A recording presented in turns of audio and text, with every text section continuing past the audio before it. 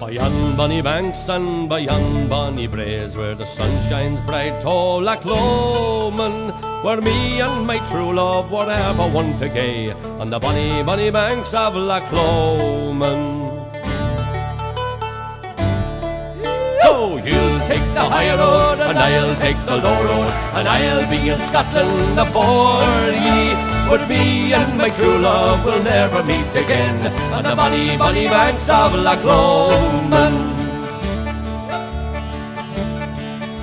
'Twas there that we parted on yon shady glen, on the steep, steep side of Ben Lomond, where in the purple hue the Highland hills we view, and the moon coming out in the gloaming. So you'll take the high road, and I'll take the low road, and I'll be in Scotland afore ye. But me and my true love will never meet again, on the bonny, bonny banks of Loch Lomond.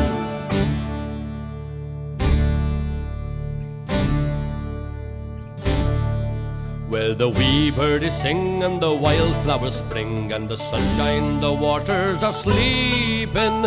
But the broken-hearted kens nae the second spring, though the water may cease frae the greeting. The water may cease frae the greeting. Oh, you take the high road, and I'll take the low road, and I'll be in Scotland afore ye. But me and my true love will never meet again, on the bonny, bonny banks of Loch Lomond. By yon bonny, bonny banks and by yon bonny braes, where the sun shines bright on Loch Lomond, where me and my true love were ever meant to gay, on the bonny, bonny banks of Loch Lomond. So you take the high road, and I'll take the low road, and I'll be in Scotland afore ye. Where me and my true love will never meet again, on the bonny, bonny banks of Loch Lomond. Oh, you'll take the high road, and I'll take the low road, and I'll be in Scotland afore ye. But me and my true love will never meet again, on the bonny, bonny banks of Loch Lomond. Oh, you'll take the high road, and I'll take the low road, and I'll be in Scotland afore ye. But me and my true love will never meet again, on the bonny, bonny banks of Loch Lomond.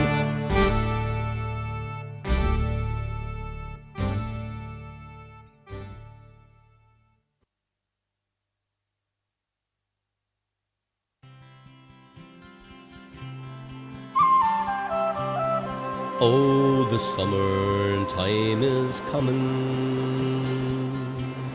and the leaves are sweetly turning,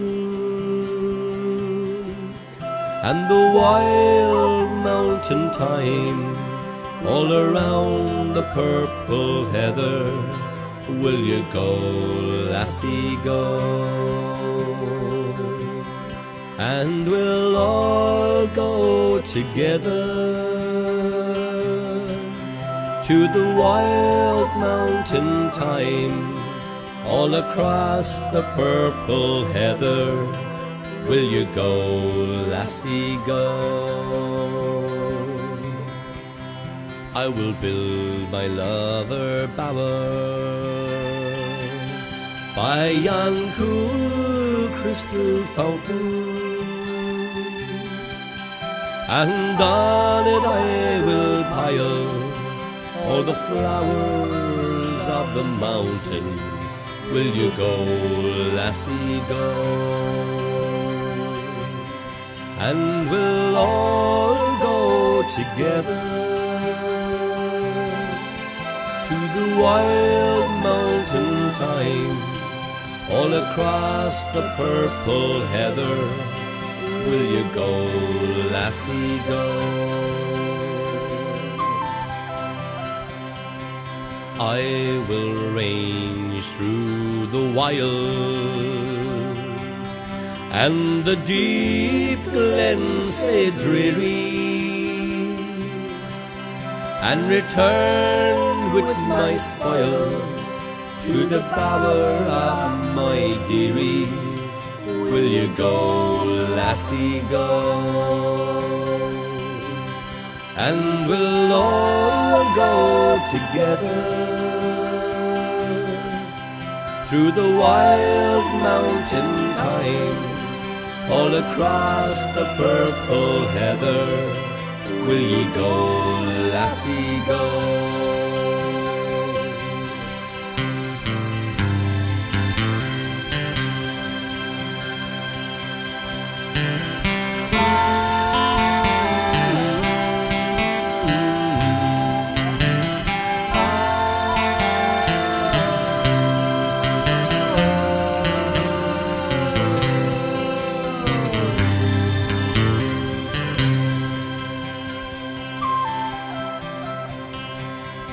If my true love, she were gone, then I'd surely find another.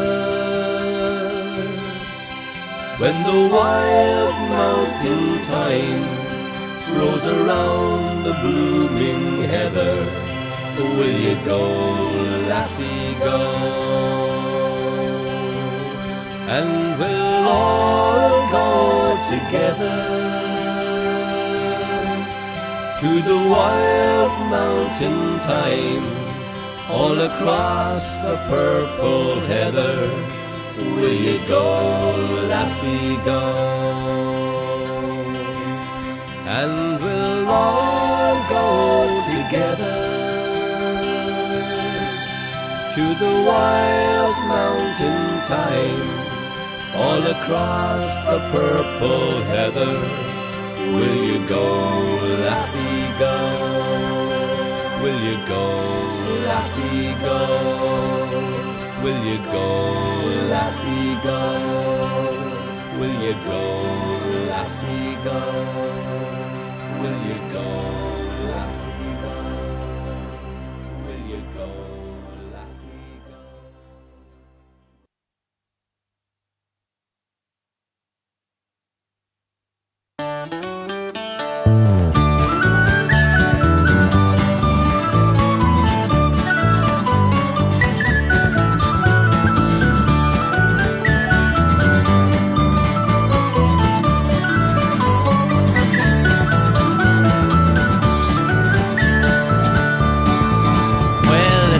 A jolly beggar man came tripping o'er the plain.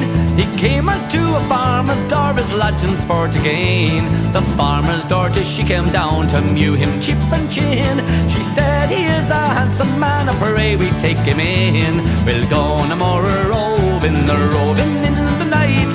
We'll go no more roving, let the moon shine so bright. We'll go no more roving.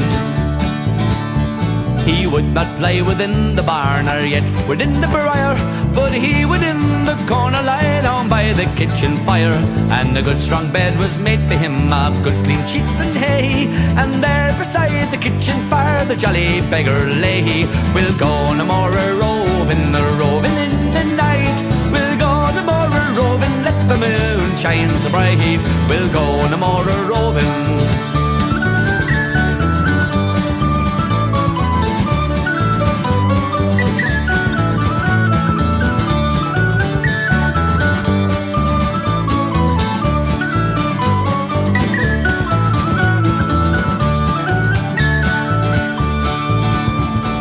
Farmer's daughter, she came down to bolt the kitchen door, and there she saw the naked beggar standing on the floor. He took the girl in both his arms and to the bed he ran. Kind sir, she said, be easy now, you're breaking our good man. We'll go no more roving in the night. We'll go no more roving, let the moon shine so bright. We'll go no more roving. Now you are no beggar, you are some gentleman, and you have stole my maidenhead, and I am quite undone. I am the lord, I am the squire of beggars, I be one. And beggars they are robbers all, and you are quite undone. We'll go no more roving in the night. We'll go no more roving, let the moon shine so bright. We'll go no more roving.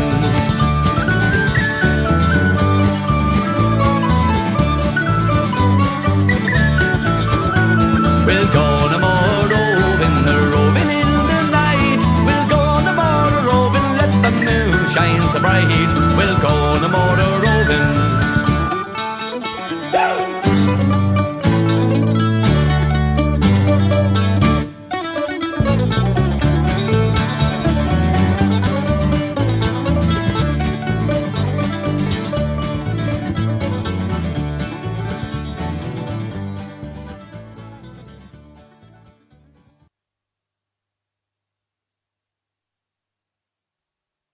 Amazing grace, how sweet the sound that saved a wretch like me.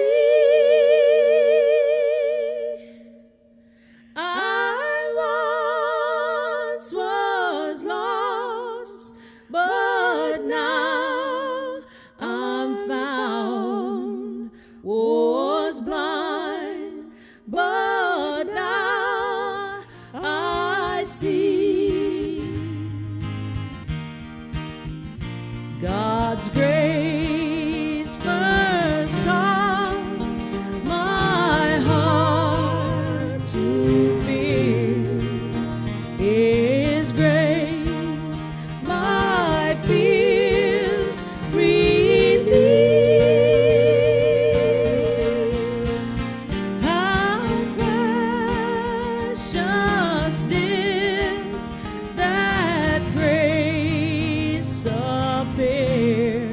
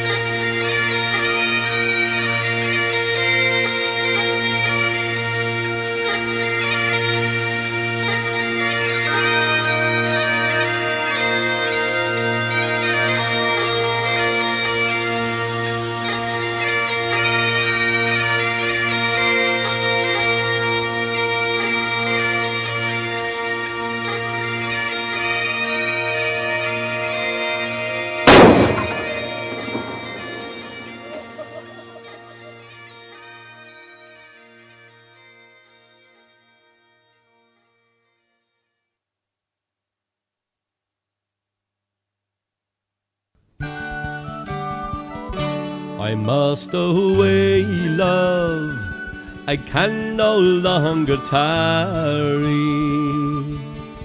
This morning's tempest I can't cross.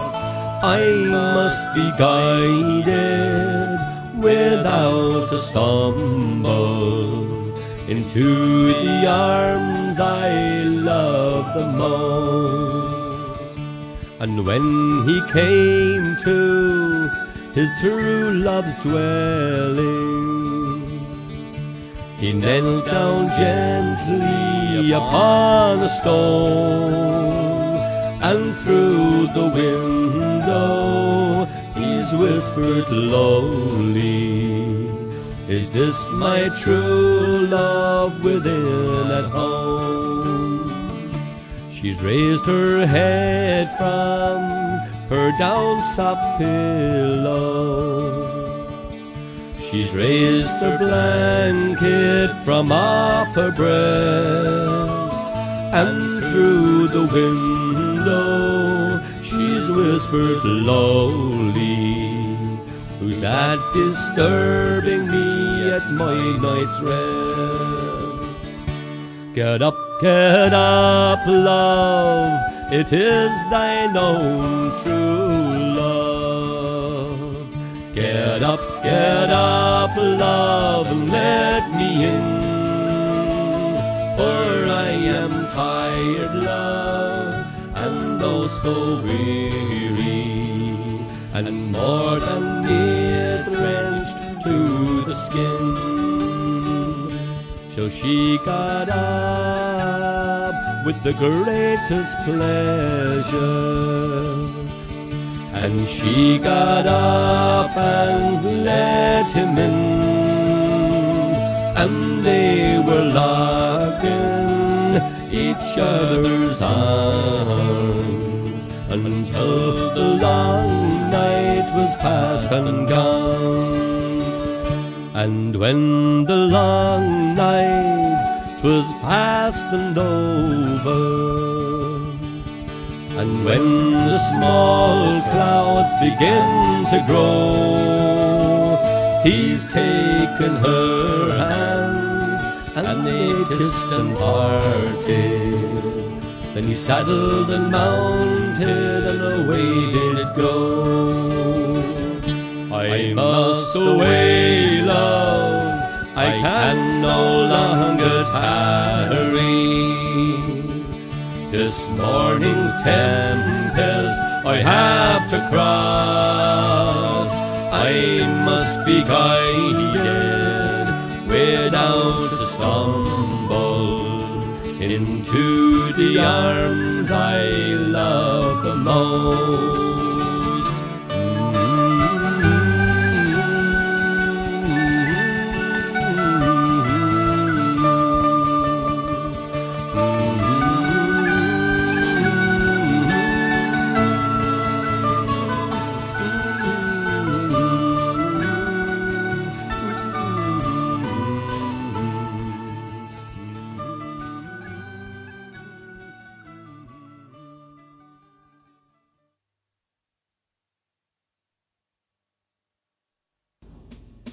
Hey Johnny Cope, are you walking yet? Or are your drums beating yet? If you were a walking, then I would wait to gang to the coals in the morning. Cope sent a challenge frae Dunbar, saying, Charlie, meet me and you dare. Then all knew the art of war if you gang with me in the morning. When Charlie looked the letter upon, he drew his sword, the scabbard from. Come follow me, my merry men, and we'll meet Johnny Cope in the morning. Hop now, Johnny, be as good as your word. Come, let us try both fire and sword, and do niffly like a frightened bird that's chased for its nest in the morning. When Johnny Cope, he heard of this, he thought it wouldn't be amiss to have a horse in readiness to flee away in the morning. Hey Johnny Cope, are you walking yet, or are your drums beating yet? If you were a walking, then I would wait to gang to the coals in the morning. Pray now, Johnny, get up and run, for the Highland bagpipes make a din. It's better to sleep in the hailskin, for it will be a bloody morning. When Johnny Cope to Dunbar came, they sneered at him, where's all your men? The devil conform me to my ken, I left them away in the morning.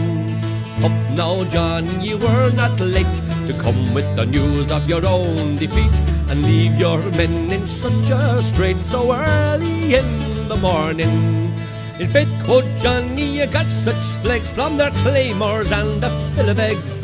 If I face them again, they'll break my legs, so I bid you all good morning. Hey, Johnny Cope, are you walking yet, or are your drums beating yet? If you were a walking, then I would wait to gang to the coals in the morning. Hey, Johnny Cope, are you walking yet, or are your drums beating yet? If you were a walking, then I would wait to cross our swords in the morning.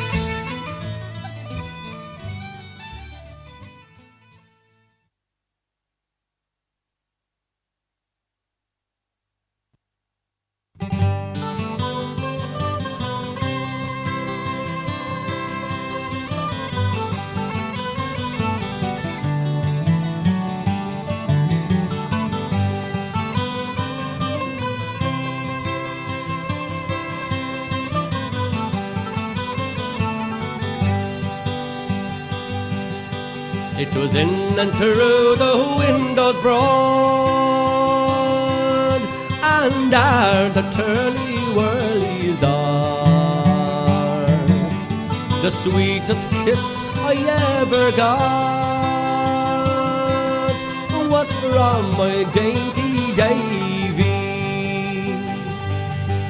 Oh, leaves me on your curly brow, dainty Davy, dainty Davy, and leaves me on your curly brow.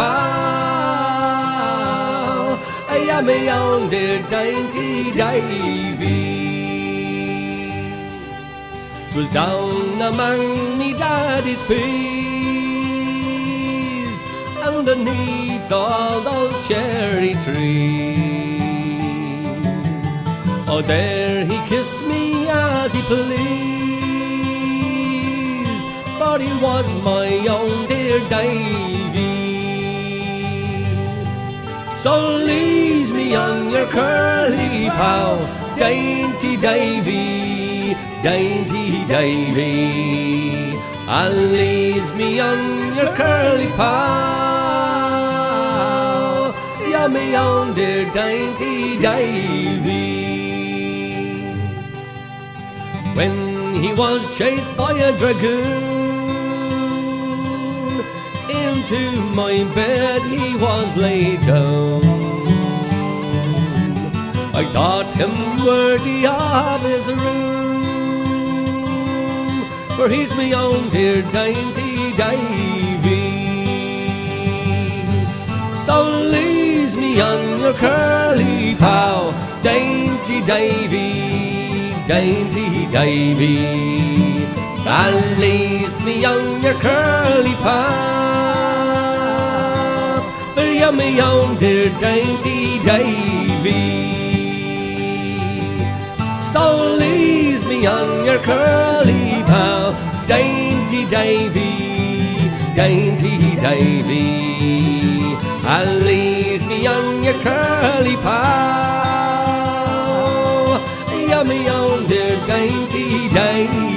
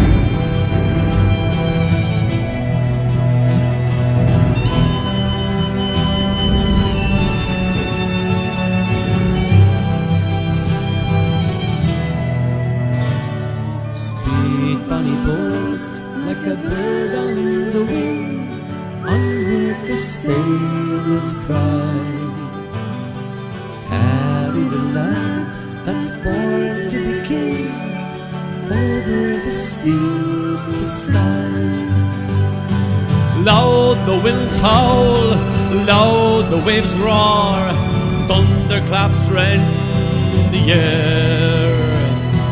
Baffled our foes stand by the shore, follow they will not dare. Speed, bonny boat, like a bird on the wind, onward the sailors cry. Carry the light that's born to begin, over the sea to sky. Though the waves leap, soft shall you sleep, ocean's royal bed. Rocked in the deep, Flora will keep watch by your weary head. Speed, bonny boat, like a bird on the wing, onward the sailors cry. Carry the light that's born to begin, over the sea to sky. Many's the lad fought on that day, well the claymore could wield. When the night came, silently lay, dead at Culloden's feet. Speed, bonny boat, like a bird on the wing, onward the sailors cry. Carry the land that's born to be king, over the sea to sky. Burned are our homes, exile and death, scattered our loyal men. Yet o'er the sword, cool in the sheen, Charlie will come again. Sweet bonny boat, like a bird on the wing, onward the sailors cry. Carry the land that's born to be king, over the sea to sky. Over the sea to sky.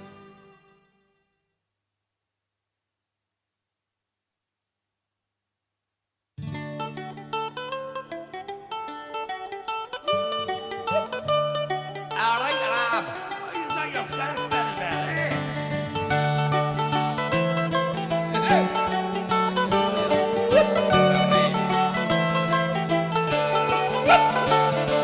Oh, rattling, roaring Willie, oh, he held to the fair fort to sell his fiddle and buy some other where a potting with his fiddle, a tear was in his eye. Rattling, roaring Willie, oh, welcome him to me.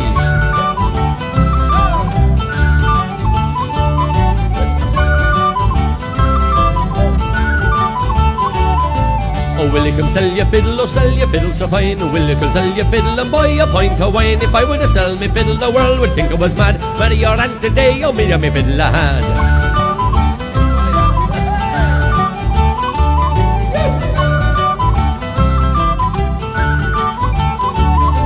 As I can buy crackle and I can lick into bin, or rattle and roar, and Willie was sitting at John Borden, sitting at John Borden among good company. Rattle and roar, and Willie, you welcome him to me.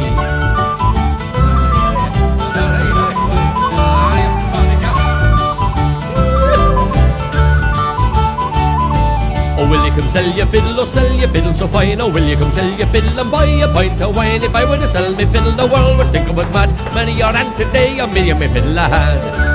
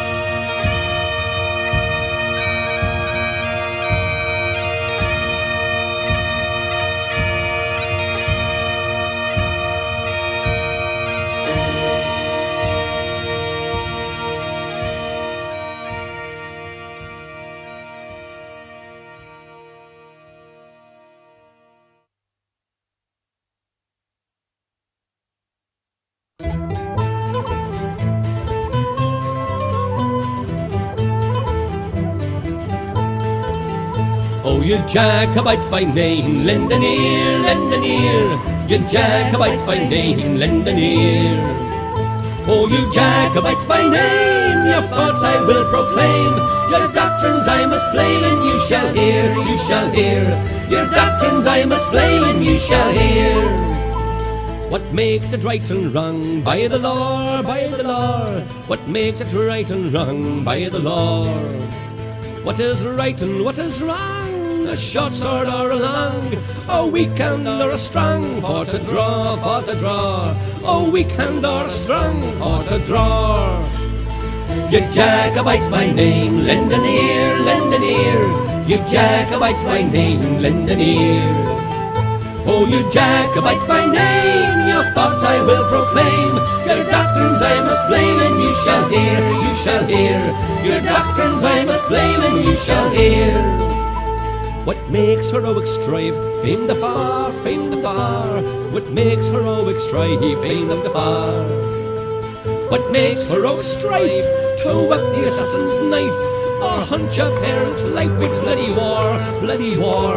Or hunt your parents' life with bloody war. You Jacobites by name, lend an ear, lend an ear. You Jacobites by name, lend an ear. You Jacobites by name, your faults I will proclaim. Your doctrines I must blame, and you shall hear, you shall hear. Your doctrines I must blame, and you shall hear.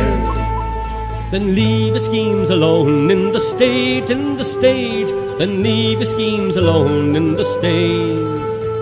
Then leave your schemes alone, adore the rising sun, and leave a man undone to his fate, to his fate, and leave a man undone to his fate. You Jacobites by name, lend an ear, lend an ear. You Jacobites by name, lend an ear. You Jacobites by name, your faults I will proclaim. Your doctrines I must blame, and you shall hear, you shall hear. Your doctrines I must blame, and you shall hear. You Jacobites by name, lend an ear, lend an ear. You Jacobites by name, lend an ear. You Jacobites by name, your faults I will proclaim. Your doctrines I must blame, and you shall hear, you shall hear. Your doctrines I must blame, and you shall hear.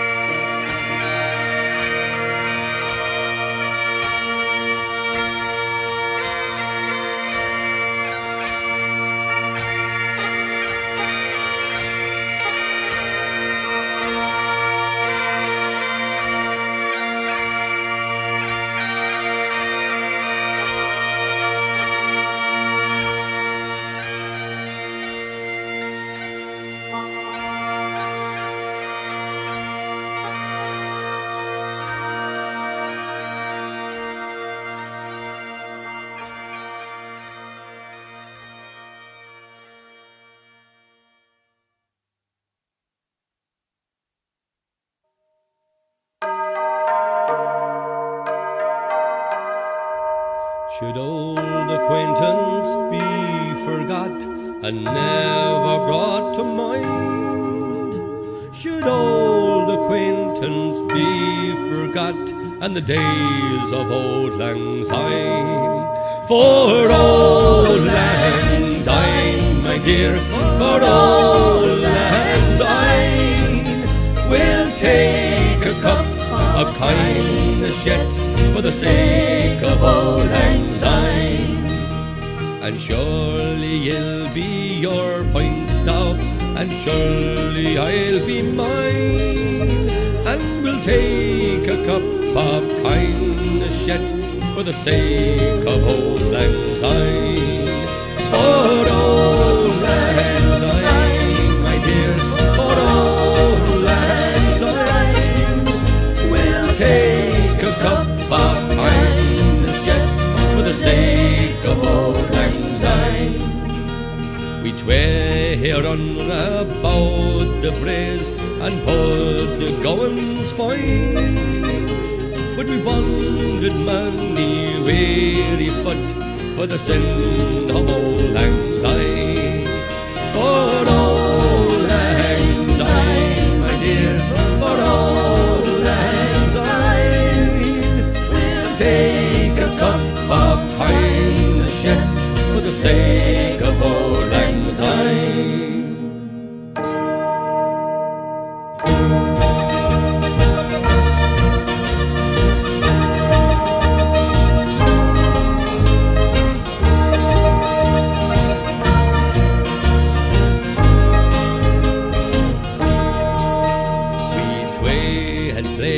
Here in the burn from morning till dine, but seas between us bray rod sin old lang syne. For old lang syne, my dear, for old lang syne, we'll take a cup of kindness yet for the sake of old lang syne. And there's a hand, my trusty Frey, and here's a hand o' thine. We'll take a right good willie wad for the sake of old lang syne. For old lang syne, my dear, for old lang syne, we'll take a cup of kindness yet for the sake of old lang syne. Should old acquaintance be forgot and never brought in mind? Should old acquaintance be forgot for the sake of old lang syne?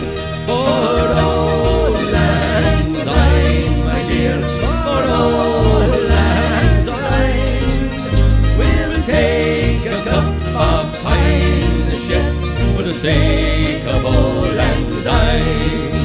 For old lang syne, my dear, for old lang syne, we'll take a cup of kindness yet for the sake of old lang syne.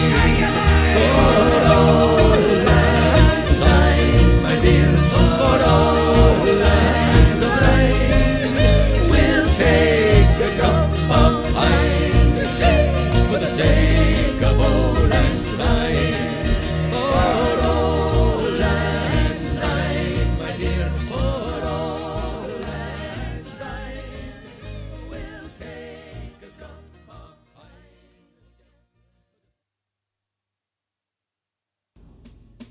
Hey Johnny Cope, are you walking yet? Or are your drums beating yet? If you were a walking, then I would wait to gang to the coals in the morning.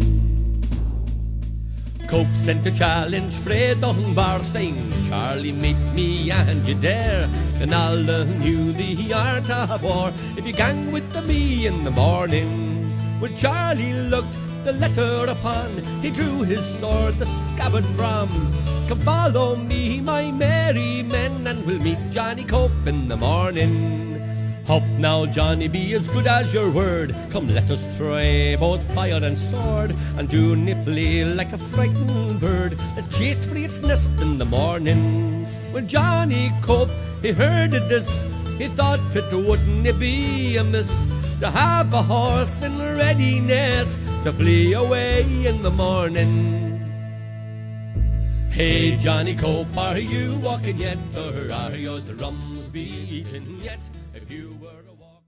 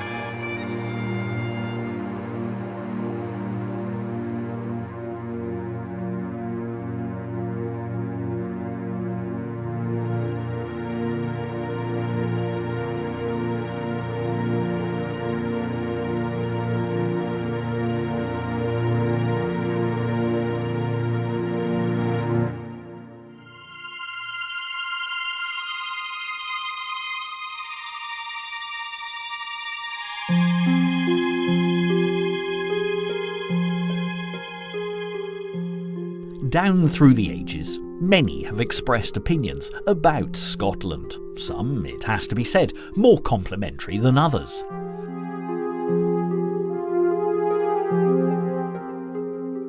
But whether native Scot, holiday visitor, historian or travel writer, one thing's absolutely for certain.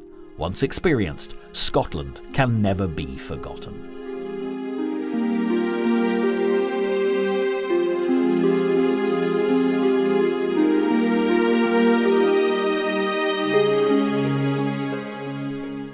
At the height of the summer, the rain can be driving and the wind bracing.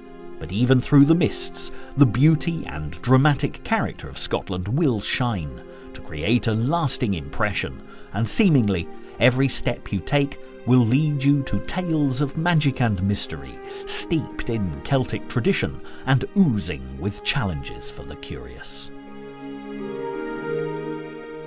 The myths and legends of Scotland date right back to the arrival of the Celts, about 8,000 years ago, who in more recent times have become synonymous with the classic storytelling tradition. But it wasn't until the Romans arrived in Britain in the 1st century AD that documentary evidence starts to appear. As the Emperor Hadrian built his now famous wall to keep the wild people of the north out of England, news travelled fast of the fierce warriors of Scotland.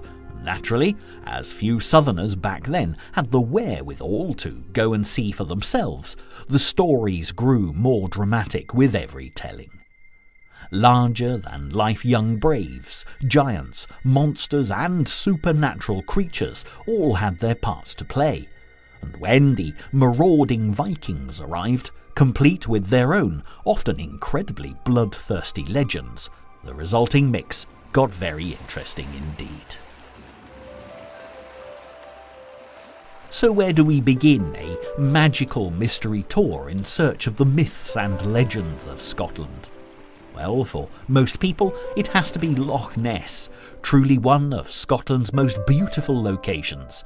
However, for the majority of visitors who head for the water's edge, it's the monster reported to live here, affectionately nicknamed Nessie, who's actually the main attraction.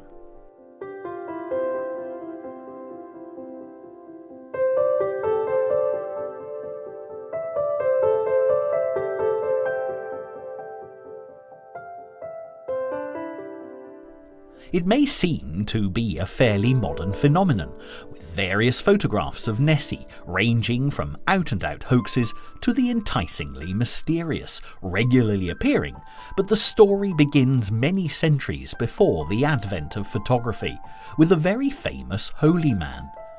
In fact, it's impossible to go far in search of Scottish myths and legends without bumping into a saint by the name of Columba, who was of Irish descent.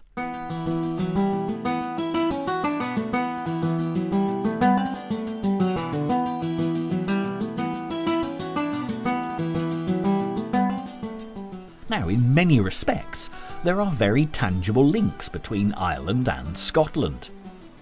If you travel to the Giant's Causeway in Northern Ireland, you're bound to be told the story of the famous giant Finn McCool, who took a great fancy to a Scottish giantess on the island of Staffa. As you would expect in such an affair of the heart, Finn began to build a causeway to get to the object of his desire. And as there are similar rock formations on the Scottish Isle, his lady-love evidently started to build from her side too.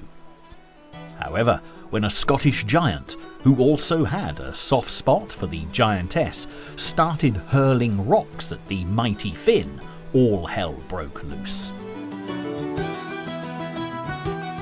Eventually, Finn grabbed a huge piece of the landscape and threw it as far as he could, but it landed in the sea, which is said to explain how the Isle of Man came to be, and the causeway got no further than you see here. Saint Columba, as we already know, was born in Ireland, but when it came to reaching Scotland, he got an awful lot further than Finn McCool ever did. However, it was a dispute over the Gospels rather than a woman that motivated Columba's Scottish adventure.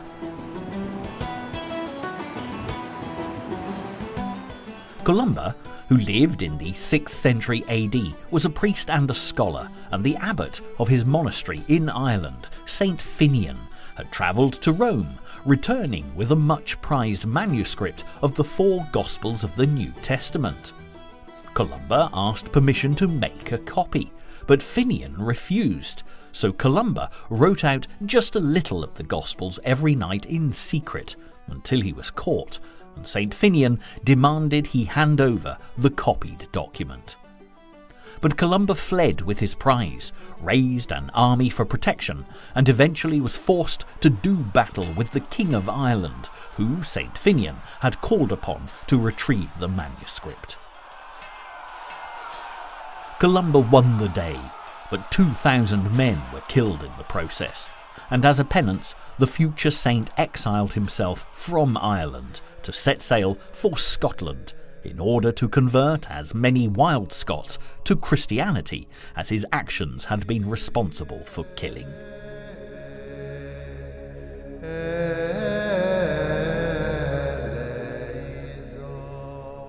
Eventually, with 12 companions, Columba founded a monastery on the island of Iona, which is still a place of pilgrimage for Christians to this day.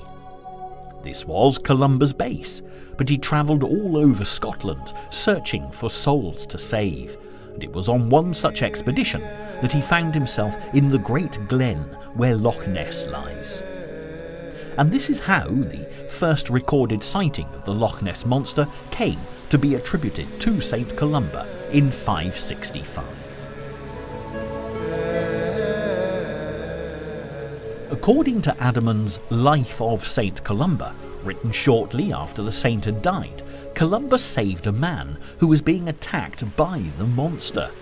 He cried out to Nessie, "Thou shalt go no further, nor touch the man, go back with all speed." And it was recorded that this is precisely what the monster did.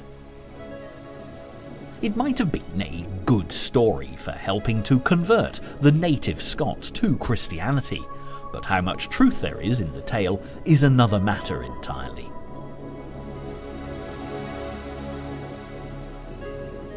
The next rumours to surface came in the late 19th century, but it wasn't until the 1930s that Nessie really began to make headlines. Then, through the 20th century, as technology offered greater opportunities to look into the watery depths of Loch Ness, the legend grew and grew in popularity, although a definitive answer to the question over Nessie's existence has never been found.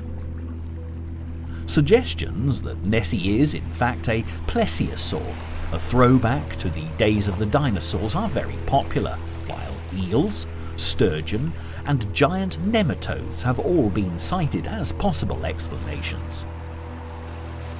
However, for those less pragmatically minded, the much-told Scottish legend of the Kelpie is considered to be altogether more imaginative. A Kelpie is a shape-shifting water horse that's believed to haunt the rivers and lochs of Scotland. As a beautiful white horse, the spirit is to be found at the water's edge, where it tempts unsuspecting weary travellers to climb upon its back. Then the creature dives straight into the water, drowning the rider, who will be unable to climb off.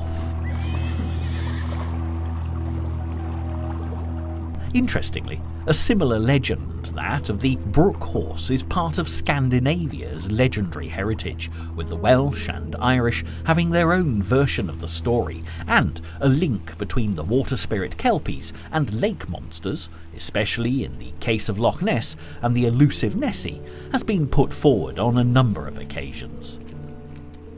Looking at Loch Ness in all its magnificent beauty today, and the imposing ruins of Urquhart Castle, it'll come as no surprise that the legends abound here, even if you do have to be aware of magical white horses.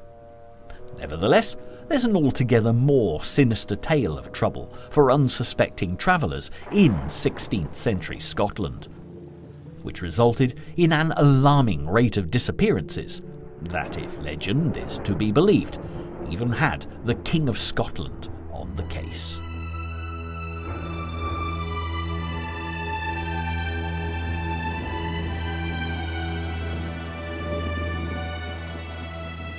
On the west coast of Scotland, not far from the world-famous golf course at Turnberry, you'll find the seaside towns of Girvan and Ballantrae, with the latter's name originating from the traditional Gaelic meaning town by the beach.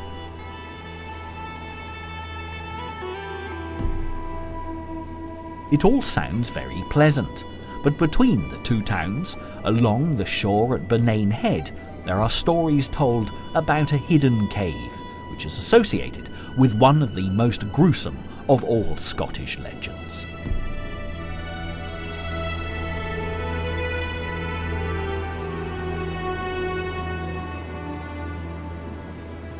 Looking at this stretch of coastline, there's a certain wildness about it. But back in the 1500s, for almost a quarter of a century, this was quite literally a place from which people never returned, once they'd fallen victim to the notorious cannibal Sawney Bean.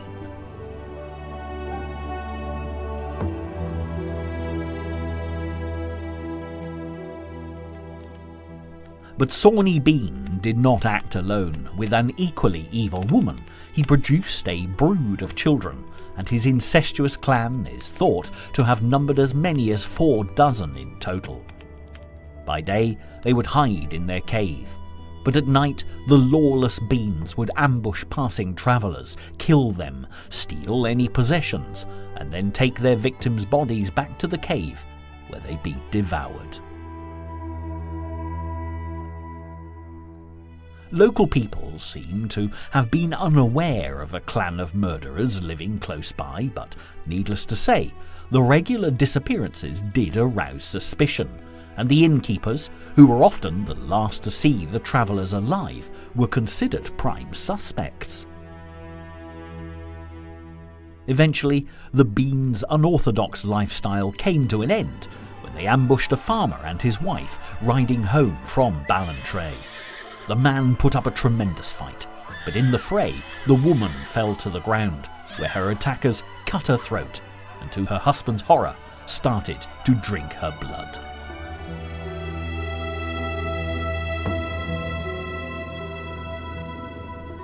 When the farmer escaped, news of the murderous clan spread fast, and a detachment of troops soon arrived to hunt Sawney Bean down.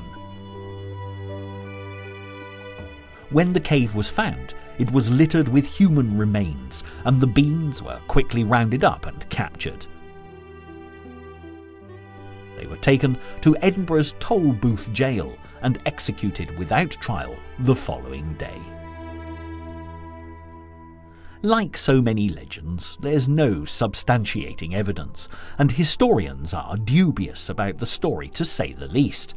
However, cannibalism was not unknown in this part of Scotland during medieval times, and this could explain how the legend of Sawney Bean first began.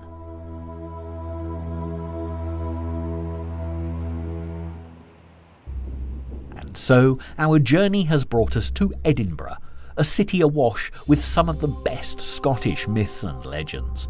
And as elegant and cultured as these beautiful buildings appear today, there's a darker side to Scotland's capital, and you don't have to delve too deeply to find it.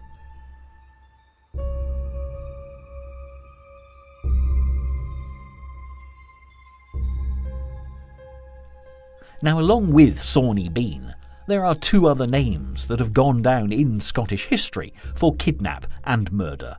But in the case of Burke and Hare, the most notorious body snatchers of all time, they had no intention of eating their victims, because by 1827, corpses were far too valuable to be consumed.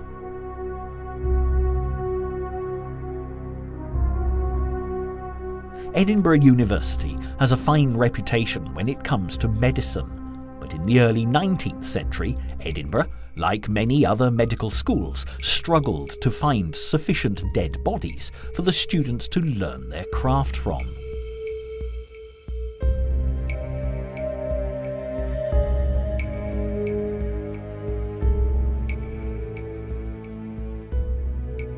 So, when Edinburgh's anatomist in residence, Robert Knox, paid Irish labourers Burke and Hare £7 for the corpse of a lodger who'd died owing rent, he really started something.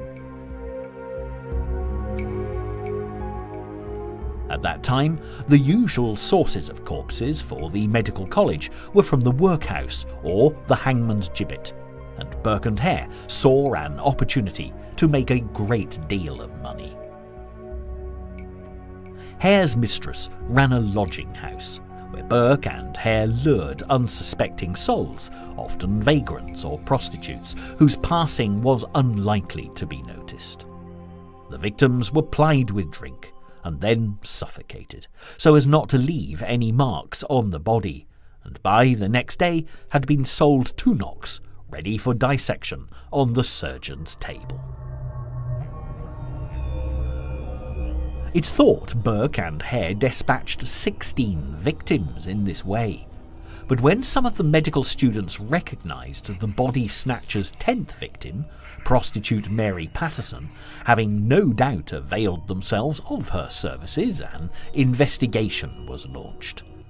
There was a public outcry, and when the body of an old Irish woman was spotted under the bed at the lodging house, Burke and Hare were charged with her murder. To save his own skin, Hare turned king's evidence and was released, leaving Burke to hang for their dastardly crimes. Edinburgh's grass market today is very popular with tourists and absolutely delightful. But when Burke was hanged close by, 40,000 onlookers crowded into this area to witness the event. Complaining to the last that Surgeon Knox still owed him £5, Burke was hanged and his body taken to the university for dissection, but the crowd were still not satisfied with the outcome. To avoid a riot, the people were admitted up to 60 a minute to see true evil, as the top of Burke's head had been removed so they could look into the mind of a murderer. In an ironic twist, many of the medical students removed pieces of Burke's skin to sell as souvenirs, while Hare, by all accounts, died in poverty on the streets of London.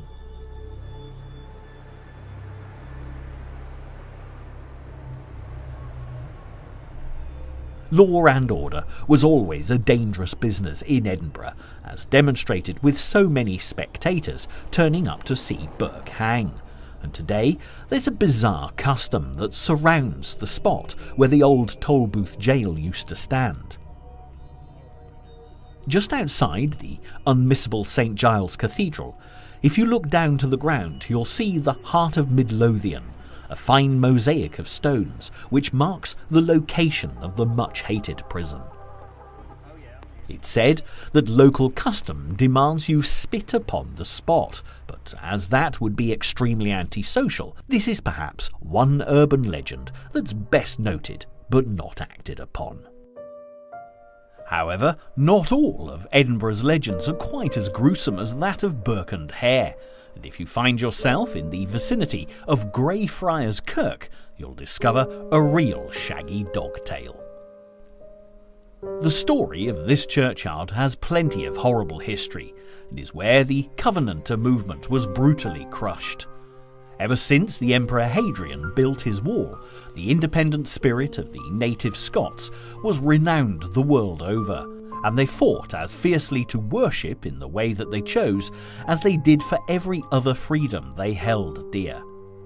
Consequently, when England, in the person of King Charles I, forced a new prayer book on the people of Scotland in the 17th century, there was a rebellion, and the Covenanter movement was formed. But, as often proved to be the case throughout history, the Scots would suffer greatly for their principles, and when the Covenanters were defeated at the Battle of Bothwell Brig, those taken prisoner were brought to this churchyard, which was used as a makeshift jail. You can still see the old Covenanters' prison sign, testament to the plight of the 1,000 or so Covenanters left here for 5 months, exposed to the elements and virtually starved. Many died, as you can see at the Martyrs' Memorial, but invariably it isn't the Covenanters who bring tourists to this historic spot. Instead, a very different memorial at the gates of the churchyard appears to be the main attraction. This statue of a Skye Terrier called Bobby is actually a listed building thanks to Historic Scotland, and the legend of Greyfriars Bobby, the name the little dog is better known by, is a great favourite with locals and visitors alike. The Victorians were very partial to melodrama, especially when there was a tragic ending, and the story of Greyfriars Bobby fitted the bill perfectly. The dog belonged to a night watchman called John Gray, who died in 1858 and was buried in the graveyard at Greyfriars Kirk. The faithful terrier is said to have spent the rest of his days sat by his master's grave, and as he outlived John Gray by 14 years, Bobby became something of an Edinburgh institution. When Bobby died in 1872, a simple inscription was carved upon his memorial saying, "Let his loyalty and devotion be a lesson to us all." And it looks as if the most photographed dog in Edinburgh is as popular as ever.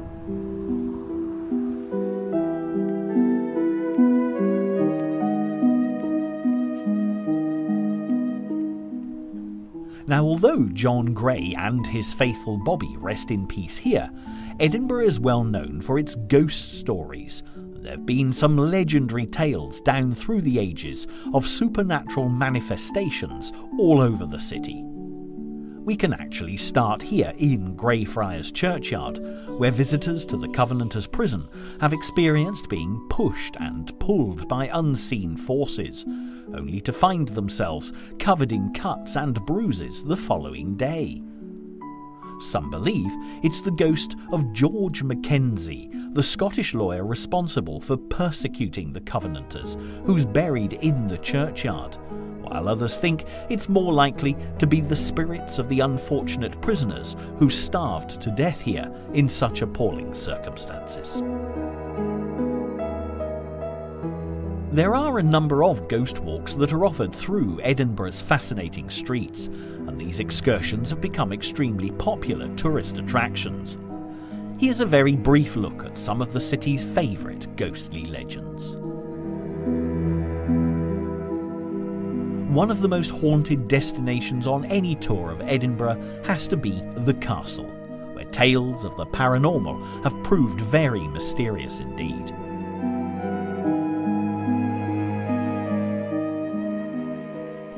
There was a time when French prisoners of war were kept in the dungeons, and if you look carefully, you'll see the graffiti they left behind.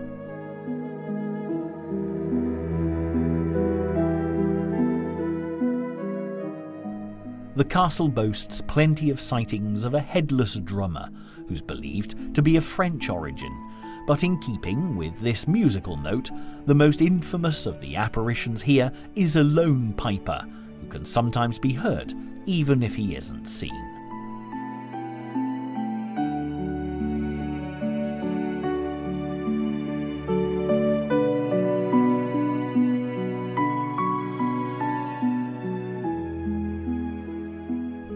Legend has it that there are secret tunnels running beneath the Royal Mile from the castle all the way to the Palace of Holyrood at the far end. Way back in history, the piper was sent to investigate whether this was true or not, the idea being that he could be heard above ground and his progress monitored. All seemed to be going well, until after some distance he could be heard no more, and the piper was never seen again. Well, in human form, that is. Nobody ever discovered what happened to the man. However, the ghostly laments of the phantom piper have been regularly reported around the castle and along the Royal Mile, with many reported sightings.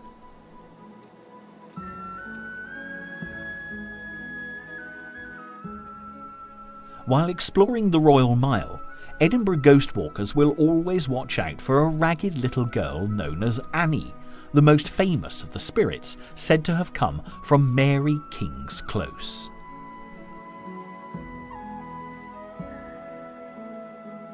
Finding the narrow, winding alleyways that Edinburgh is so famous for can be fascinating, and Mary King's Close, back in 1645, was boarded up when bubonic plague hit the overcrowded city.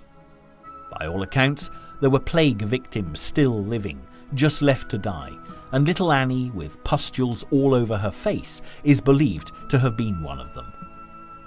The sightings started 40 years later, when a housing shortage forced the close to be reopened, and today a reconstruction of what life would have been like in Mary King's Close back in the 17th century has become a very popular attraction, as people from all over the world come in search of Annie, many bringing gifts of toys to leave for the little girl to play with. Ghost hunters are also keen to explore the Palace of Holyrood when they've completed the Royal Mile. But as it's the British monarch's official residence when visiting Edinburgh, the opening times of the palace are definitely restricted, and ghostly apparitions are not usually known for being overly cooperative when it comes to schedules. Nevertheless, the three ghosts most closely associated with Holyrood are indeed fascinating, and Mary, Queen of Scots, the most famous of the three, has become one of the most legendary protagonists in Scotland's colourful history.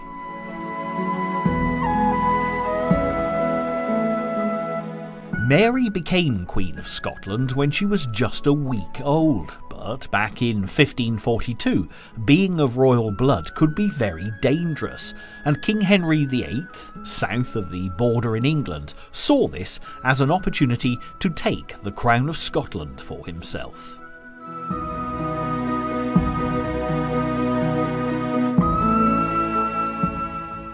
When his son Edward was born 5 years later, he tried to force a dynastic marriage between Mary and the infant prince. But in a bid to keep Scotland independent, Mary's mother asked the help of the King of France, and the child Queen of Scotland was dispatched across the Channel with a betrothal arranged to the heir to the French throne, the Dauphin, instead.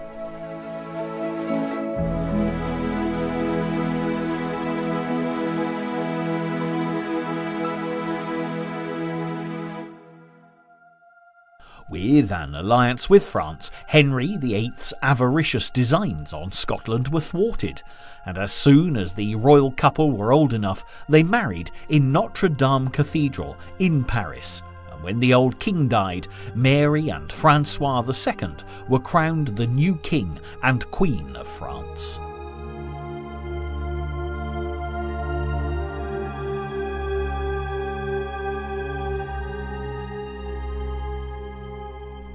Then tragedy struck when Mary's young husband died shortly after the coronation, and at the tender age of 18, the widowed Mary returned to Scotland to claim her birthright.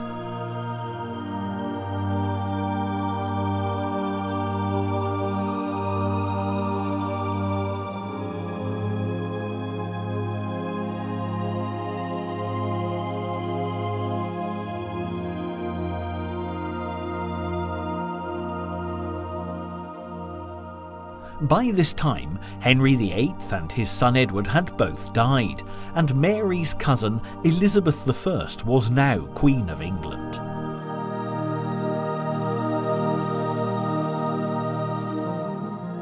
An alliance between the two queens would undoubtedly have helped both of them, but as Mary was Catholic and Elizabeth Protestant, they each became rivals for the other's throne.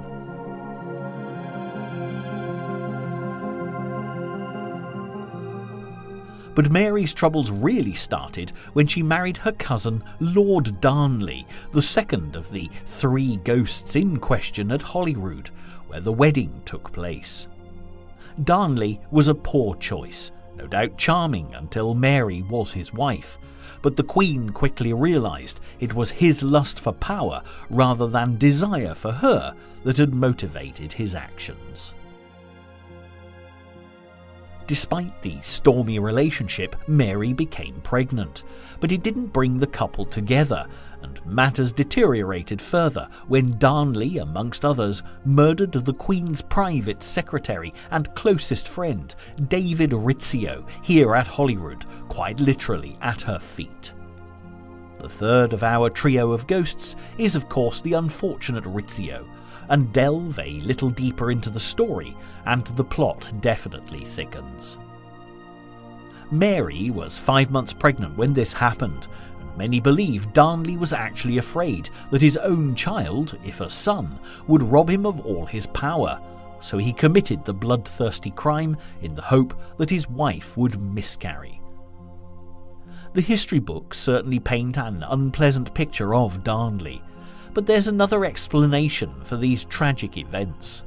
There's been much speculation that Mary and Rizzio were lovers, and the child she was carrying was Rizzio's and not Darnley's, making revenge a more probable motive for murder.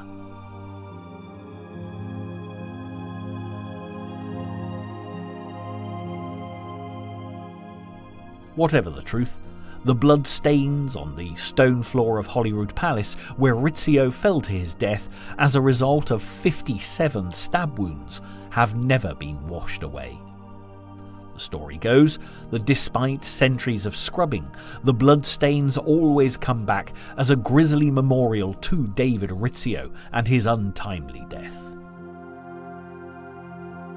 Mary did survive, as did her child, a son, who went on to become King of Scotland and then England when Elizabeth I died unmarried and childless.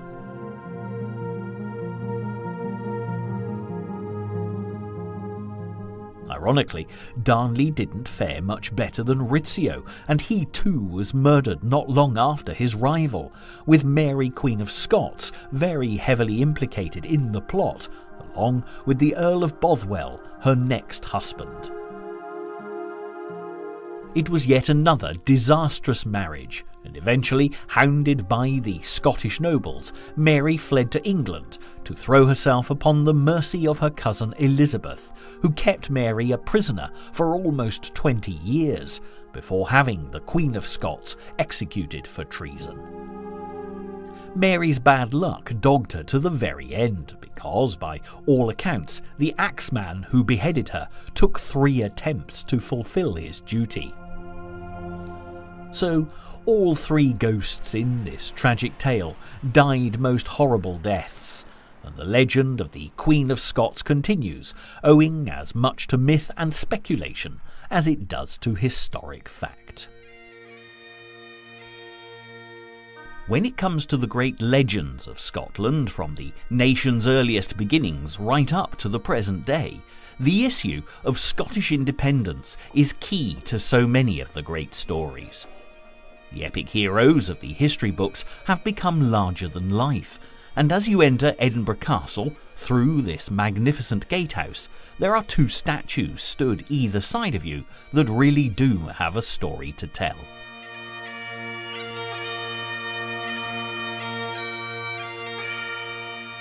The first is William Wallace, transformed into a household name by Mel Gibson in Braveheart, the blockbuster movie from 1995 that introduced this Scottish patriot to a worldwide audience.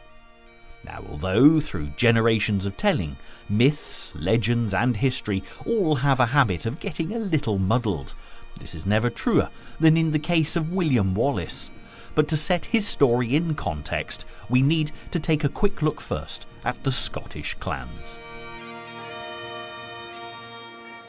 You don't have to go far in Scotland to find tartan, whether in the form of traditional clothing or on shortbread tins. The MacDonalds, MacLeods, Stewarts, Gordons and Campbells, to mention but a few, all have clan tartans, dating back to the times when Highland society was divided into tribal groups led by clan chiefs. They were tough times, and a chief counted his wealth by how many warriors he could muster rather than how much money he had, and fighting between the clans, often over cattle rights, was brutal.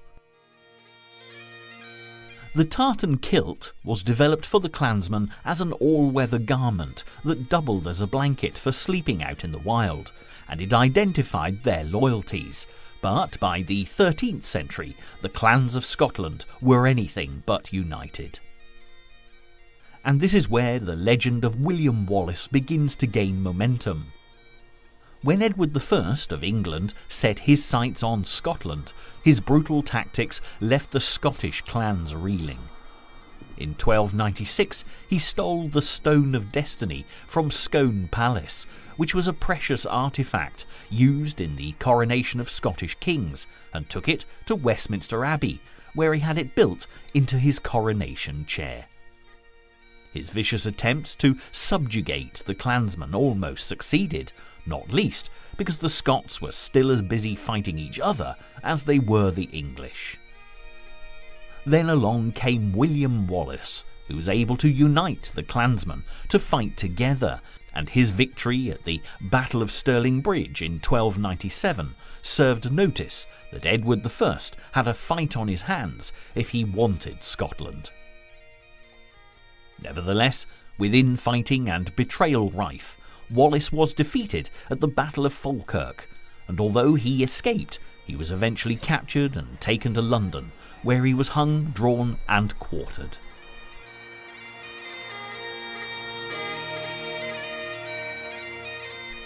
Despite Wallace's heroic status today, to believe that he was a paragon of virtue would be an oversimplification, and stories of his own violent behaviour are given a good deal of credence.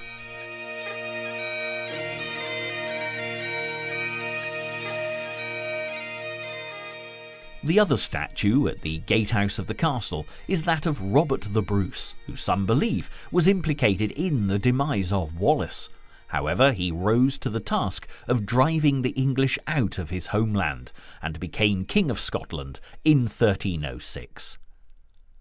There's a delightful Robert the Bruce legend that's still told to children to this day to encourage them to persevere, no matter how hard a task might be. When Robert the Bruce was hiding in the depths of a dark cave, having been beaten by Edward I and the English on 6 occasions, he was in the depths of despair, ready to give up the fight for Scotland and freedom.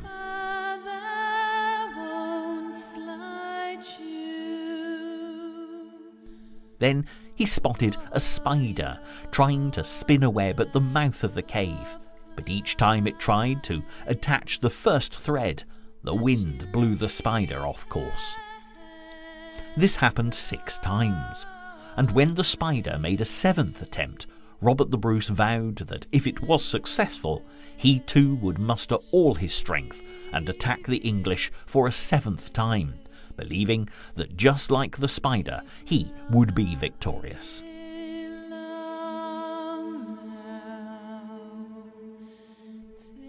This is where the well-known expression, "If at first you don't succeed, try, try, try again," is thought to have originated from, and of course in the legend of Robert the Bruce, when he fought the English at the Battle of Bannockburn in 1314, he did succeed, and assured Scottish independence for many years to come. Now, as we know, hanging on to Scotland's freedom wasn't always easy, which Mary, Queen of Scots, discovered to her cost. But moving on to the 17th century, when England and Scotland had become a united kingdom, the rising of the Jacobites, determined to restore the House of Stuart to the British throne, started a whole new crop of Scottish myths and legends.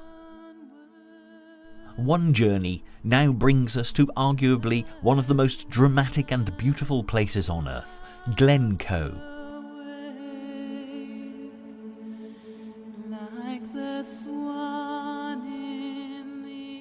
But for the many walkers and climbers that come here, even in fine weather, it always needs to be treated with the utmost respect. When the mists descend, the mountain passes can quickly become treacherous, so appropriate footwear and clothing is always essential, however beautiful the day might be. So when you hear the ancient tales of ghostly screams echoing across the valley, you might quite logically assume that it's the spirits of those lost on the mountains, warning anyone following in their footsteps to take care. But this is far from being the case. In this beautiful valley, something truly terrible happened in 1692 that's gone down in Scottish legend as the Massacre of Glencoe.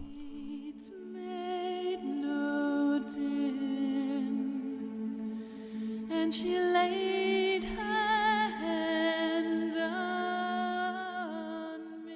Having already established that there was great rivalry between many of the Scottish clans, matters got considerably more complicated when the Stuart king, James II, was replaced by his son-in-law, William of Orange.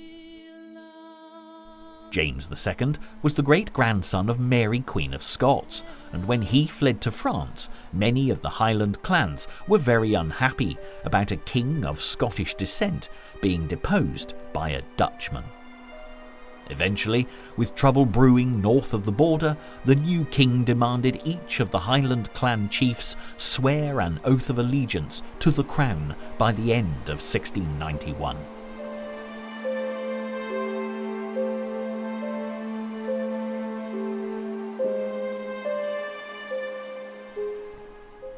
The wild landscape of Glencoe was home to the MacDonald clan of the chief Macian.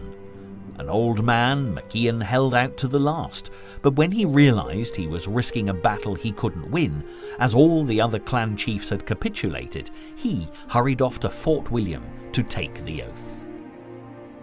And so begins a chapter of events that transformed an old man's error of judgment into a tragic legend. There was no magistrate in Fort William to officiate.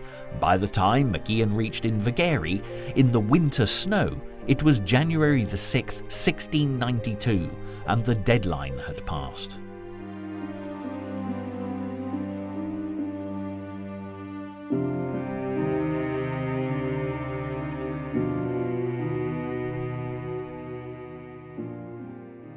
There'd been little love lost between the MacDonalds and rival clan the Campbells down through the ages, and the Campbells welcomed the opportunity to obtain royal backing to take revenge on their neighbours, attacking them as Jacobite rebels.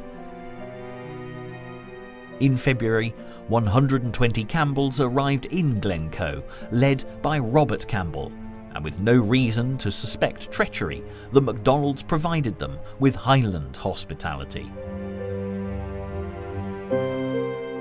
For 12 days, the Campbells were entertained by the MacDonalds, but when the order was given to attack from Signal Rock, high up on the hillside, the Campbells brutally killed every MacDonald man, woman and child they could find, while any who escaped froze to death on the precipices where they'd fled. The huts were then burned and the livestock taken, and the legend of the MacDonald ghosts of Glencoe began.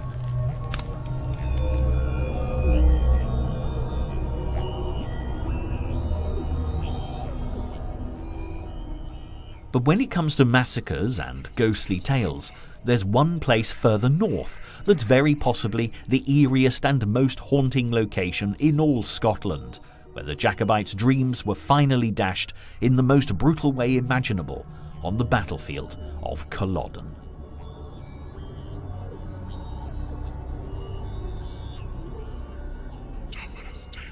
For many people, the image of the legendary romantic Highlanders belongs to the Jacobite risings, and the most romantic figure of all has to be the Bonnie Prince, grandson of the deposed James II.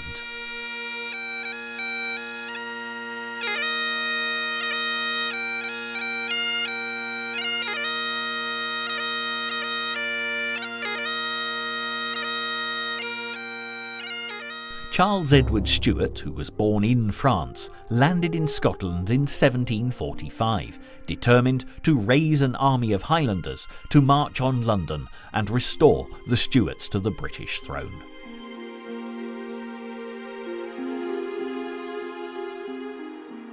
Now, ironically, by this time there were many people south of the border who supported the young pretender, as the Bonnie Prince was known.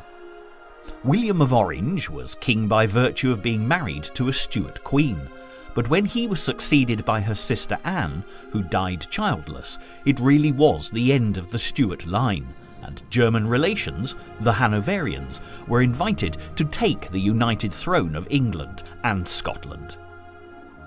The first Hanoverian, appropriately George I, was exceedingly unpopular, and in 1745 his son, George II, was liked little better by his subjects.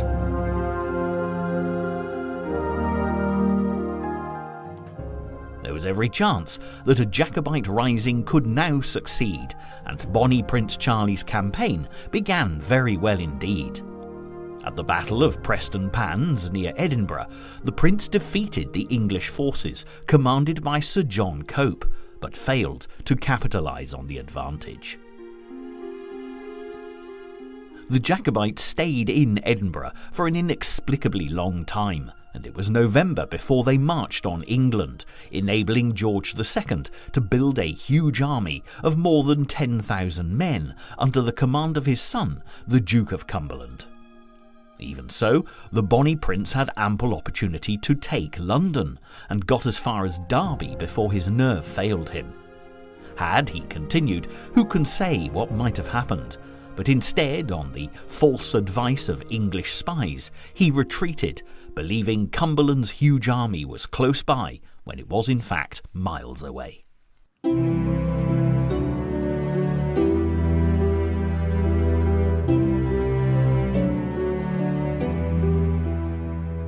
And so we finally reach Scotland's most legendary battlefield, Culloden Moor, on the outskirts of Inverness, where the Bonnie Prince's campaign that had started with such promise ended in tragedy. After the long march in retreat north, the Highlanders were exhausted, and Culloden was far from an ideal place for them to engage the enemy. In battle, the Scots were best suited to fighting on steep hillsides, where they had a distinct advantage on home terrain over the English. But at Culloden, the battlefield was flat and covered a vast area. The Jacobite army was heavily defeated by the Duke of Cumberland's troops, and when astride his white horse, he raised his sword and ordered no quarter to be given. He signalled the start of an appalling massacre.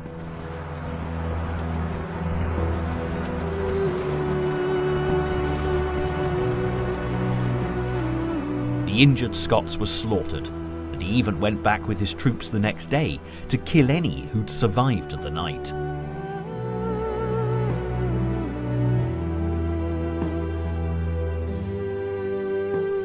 It'll therefore come as no surprise that ghostly screams, groans and cries for help have been widely reported across the field of battle from those fateful days in 1745 right up to the present day.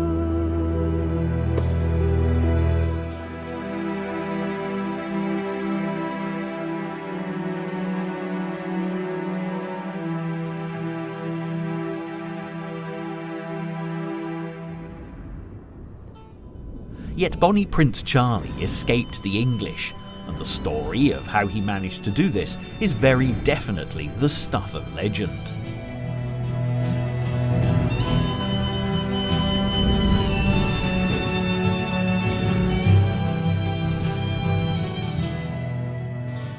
The familiar tune you can hear is the Sky Boat Song, because so famous had the legend of what happened after Culloden become, it's actually been integrated into Scottish folk heritage.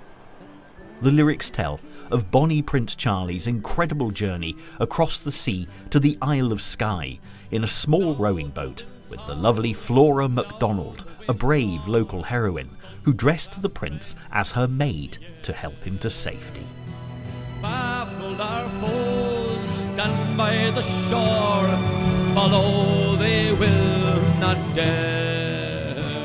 Speed, bonny boat, like a bird on the wind, onward the sailors cry. Carry the light that's born to begin, over the sea to sky. Though the waves leap, some shall you sleep, ocean's royal bed. Here on the Isle of Skye today, a visit to Dunvegan Castle is fascinating. But interestingly, the MacLeod clan chief at the time didn't support the Jacobites and was involved in the hunt for the Bonnie Prince. Nevertheless, there are Jacobite relics here that once belonged to Flora MacDonald.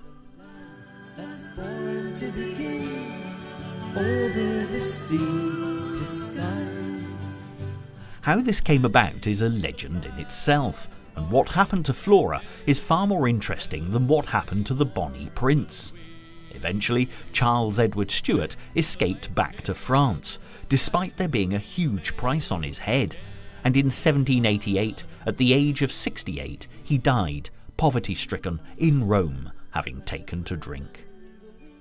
The Scots he left behind suffered terribly at the hands of the English authorities, who, terrified by the wild Highlanders who almost got to London, made swift reprisals.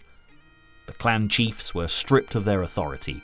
The wearing of kilts and tartan in any form was outlawed, while owning weapons or playing the bagpipes was considered treason and punishable by death. Anyone who'd supported the Jacobite cause was hunted down, including Flora MacDonald, who in the end emigrated to America to get away from persecution. Her time spent at Dunvegan Castle on Skye was purely a family matter, as years later her daughter married the tutor to the young clan chief and lived at the castle, so naturally Flora came back to visit, leaving her possessions to her family here when she died. But Flora's treasures are not the only intriguing relic here, and the legend of the fairy flag of Dunvegan is a Scottish myth not to be missed. But how the relic came to be owned by the Clan MacLeod isn't altogether clear. Some say that a chief stumbled into a fairy hill, where he fell in love with a beautiful maiden who married him, but on the understanding that after 20 years she would need to return to the fairy folk. When the time came, the distraught chief held onto her gown, and the fabric strip now known as the flag came away in his hands.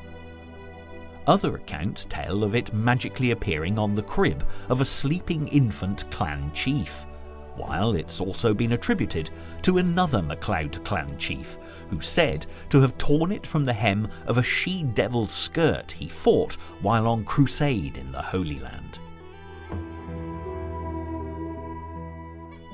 Whatever its origins, the legend states that when the Clan MacLeod is facing disaster, waving the flag will bring them help from the spirit world.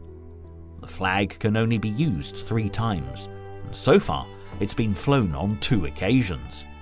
The first time was when a clan chief, while just a tiny child, was mortally ill, and the flag restored him to health. The second time was in battle with a rival clan, when the MacLeods were being beaten, but after the flag was waved, they were victorious. Who knows if it will ever be needed a third time, or if the ancient, delicate fabric would turn to dust before it could summon aid. It's a wonderful story, and so typical of the delightful myths and legends of Scotland that so effortlessly mix real history and mystery against a backdrop of some of the most majestic scenery you're ever likely to see. Sadly, we've now run out of time, long before every legend has been told, because you'll discover tales of mystery wherever you go north of the border, and hopefully, having explored just a few of Scotland's most traditional tales, you'll be inspired to come and see for yourself the places where magic still happens, and each new generation adds its own twist to the myths and legends of Scottish folklore.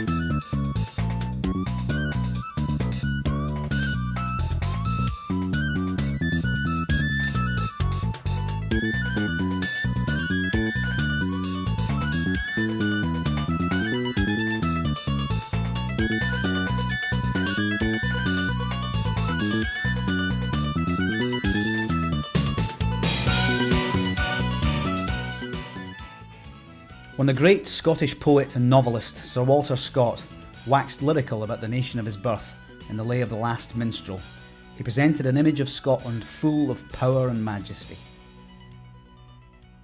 O Caledonia, stern and wild, meet nurse for a poetic child. Land of brown heath and shaggy wood, land of the mountain and the flood. Land of my sires, what mortal hand can e'er untie the filial band that knits me to thy rugged strand?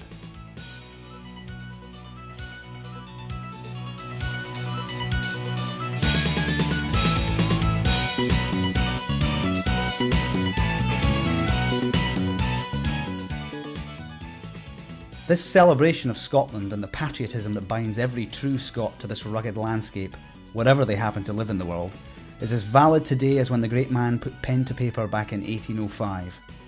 There's a passion to being a Scot, and although today the international perception of the country is ornately decorated with tartan and an over-exuberant helping of shortbread, there's much more to the many great Scottish traditions than might at first meet the eye of the thousands of visitors who travel north of the border year in, year out. Ask anyone to name you 10 things connected with Scotland, and always, amongst the haggis and the Loch Ness Monster, you'll hear the word whisky, uttered with a distinctive and reverent licking of the lips. The golden liquid synonymous with the absolute best of Scottish tradition has been created from the very same brown heath and flood that forged Sir Walter Scott's poetic child. Stern and wild is, in point of fact, a very fine description of the national drink of this rugged country, and without doubt, whisky is one of those rare concoctions that you have to understand before you can truly appreciate and love it.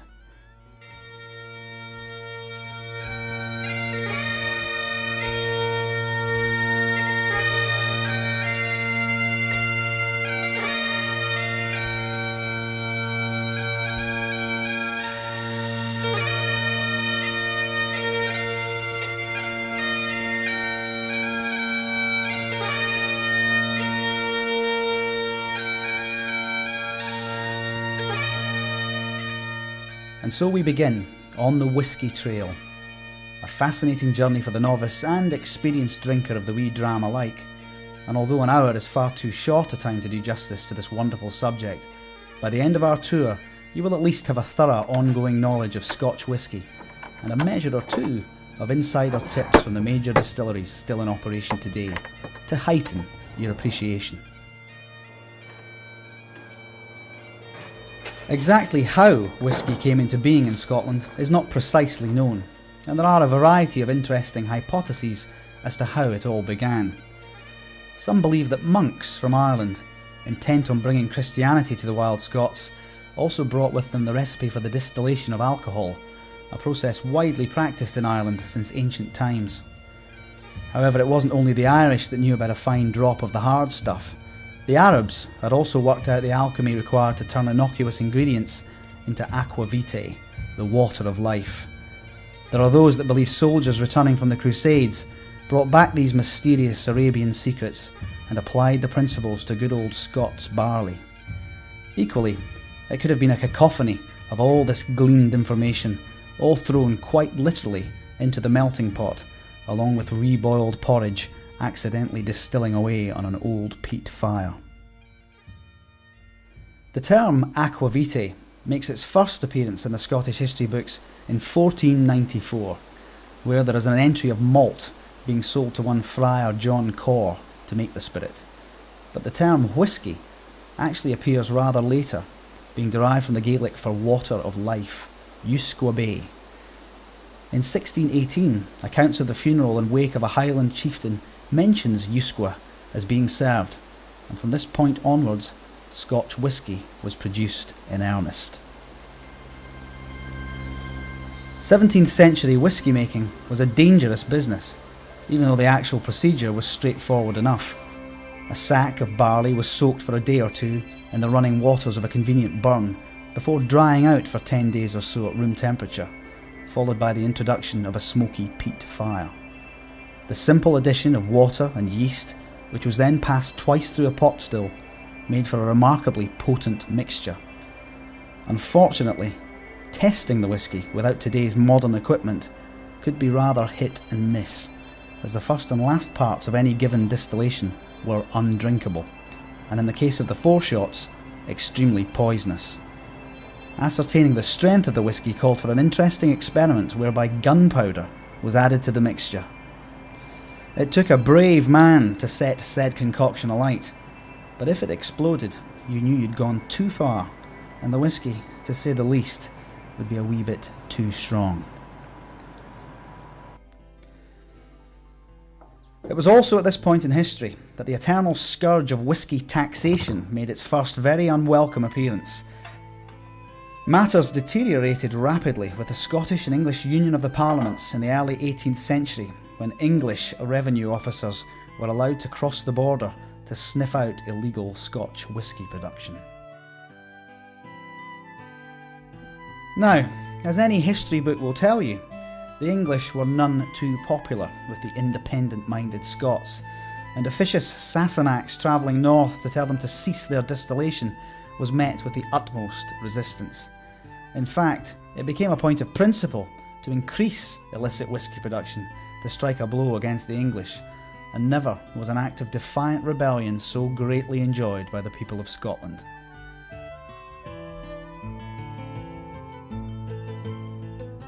Although through the centuries since, whisky taxation has stabilised and distilleries have grown into fine licensed establishments, the romantic whisky drinker can't help but imagine that there might be just a few secret stills tucked away amongst these hills, producing a hitherto unknown golden blend yet to be discovered, for the good, of course, of all mankind. But whimsy aside, whisky production in Scotland today is big business, and if you walk into any bar or liquor store, you'll see a whole array of evocatively named Scotch whiskies to tempt your palate. For most people, their first taste of Scotch whisky will be a blended variety, and in truth, this can be a very good place to start. This process developed throughout the latter half of the 19th century for a number of reasons, but primarily the stronger flavour of the single malts, which we'll look at in more detail a little later, did not suit the taste buds of the growing export market.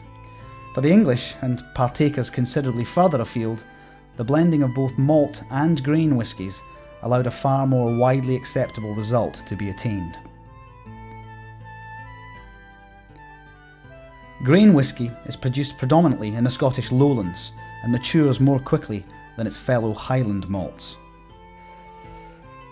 Incidentally, all whisky worthy of the name Scotch has to have matured for a minimum of 3 years, with grain whisky then perfectly suitable for consumption, whereas in practice malt whiskies are left to mature for at least 8 and often up to 15 or more years. Most of the well-known blended whiskies are produced by companies who own both malt and grain distilleries. One of the best loved examples is Johnnie Walker, which is smooth in character with sweet and dry high notes in both maltiness and peatiness. Johnnie Walker himself was a licensed grocer from Kilmarnock who started blending in the 1820s, with his grandsons creating black and red label blends in the early 20th century. Along with Bell's, Haig and the famous Grouse, to mention but a few, blended Scotch whisky is greatly enjoyed all over the world and is by no means to be considered as a poor relation. A good Scotch whisky blender is a rare and talented individual with a highly developed sense of smell, as scent is used rather than taste to create the perfect balance. On average, blenders will mix up to 50 different whiskies in any one brand, but there's one of the J&B blends that actually uses a grand total of 116 malts and 12 grain whiskies, which certainly explains why the task requires such a great level of skill, and as consistency is absolutely vital, the nose of an expert whisky blender is a highly prized commodity within the modern day Scotch whisky industry.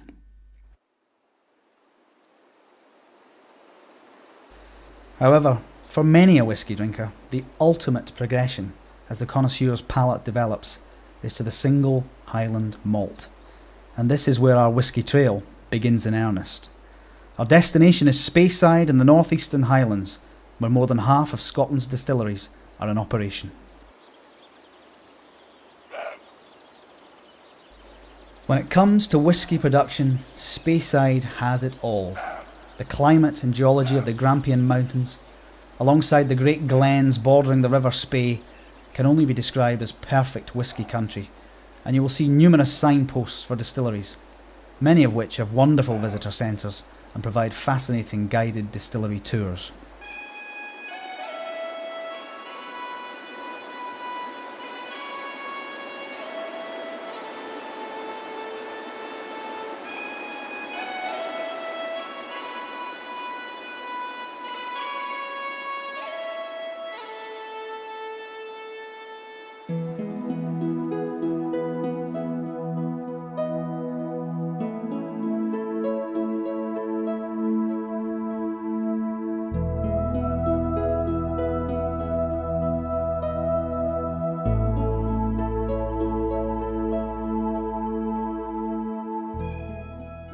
This is Glenfiddich Distillery, and although it's one of the largest distilleries you'll get to visit, it's still a family business.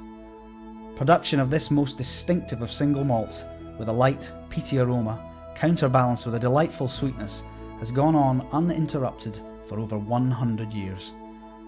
A single malt simply means that the whisky is the product of just one distillery, but various proof strengths and ages of spirit will be mixed together to ensure a consistent end product.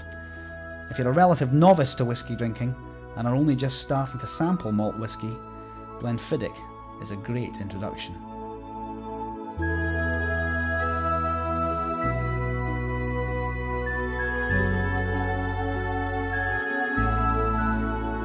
In the shadow of the ruins of Balvenie Castle, Glenfiddich is produced today with the traditional care and skilled expertise of generations of whisky distillers. The methods used are absolutely authentic, and William Grant, the former apprentice shoemaker who bought this land in the valley of the River Fiddick in 1886 to fulfil his dream of setting up a distillery of his own, would without doubt approve heartily. William Grant and his family worked tirelessly to create their exceptional single malt, and the Glenfiddich name very quickly became an assurance of quality.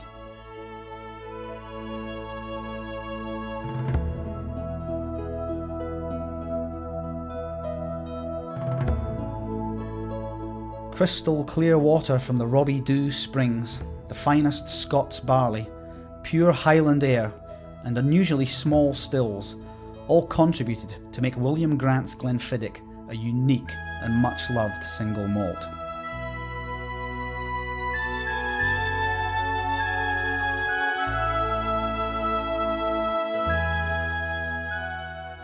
As if to herald future success, the very first Glenfiddich spirit flowed from this very place on Christmas Day 1887, an auspicious beginning for what has since become one of the 21st century's best-selling whiskies the whole world over.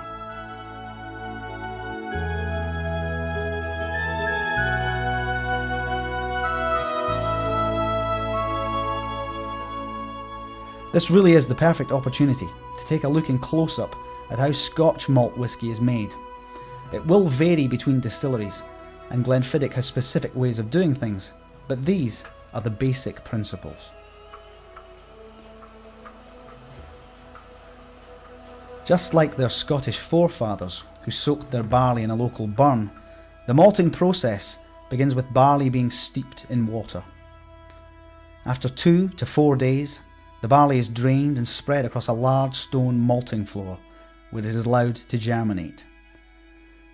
Some distilleries still turn the barley by hand daily, but many now have mechanised the process. After 8 to 12 days, an enzyme called diastase will have been produced, which converts the barley to starch and sugar solubles, known in the trade as green malt.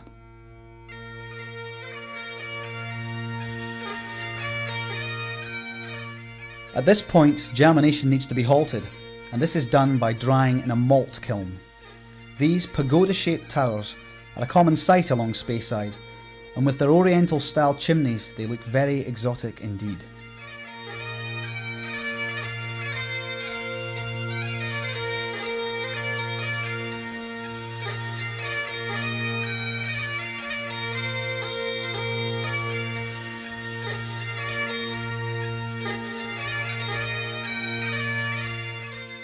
This peat furnace smokes the green malt, and often you will taste the peat flavour to a greater or lesser degree in the finished whisky. Next, the malt is passed through a mill, which it emerges from as roughly ground grist. This is then mixed with hot water in a large tub called a mash tun, where, when agitated, the soluble powdery barley starch dissolves into a brownish sugary liquid called wort. When this is drawn off, it leaves behind a husky solid known as draff, which is very rich in nutrients and is recycled into cattle feed. Once the wort has been cooled, it's transferred to washbacks, large wooden or stainless steel tubs, where yeast can be added to begin the fermentation process. It takes about 48 hours for this to happen, famously at 21 degrees. Now, there was a time when PC simply referred to a police constable, but in today's climate, where political correctness is a burning issue, it's almost controversial to say that the male-dominated whisky-making workforce of generations past remembered the temperature for this tricky stage by comparison with a woman of 21, which all sagely agreed was when she was at her most awkward.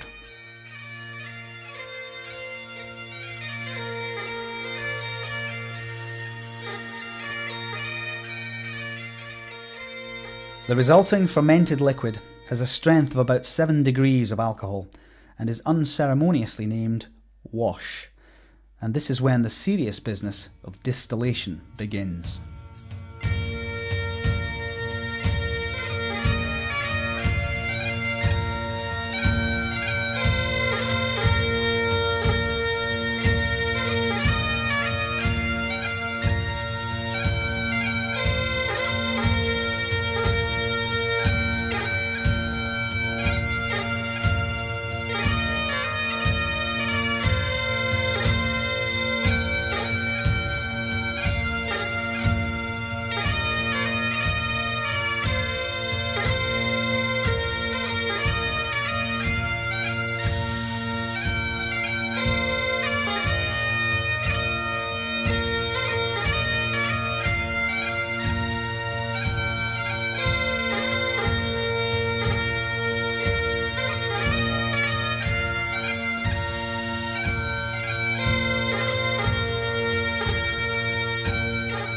One of the most distinctive images that you'll see at any malt whisky distillery will be the beautifully bulbous, glistening copper stills used for this most crucial stage of whisky production.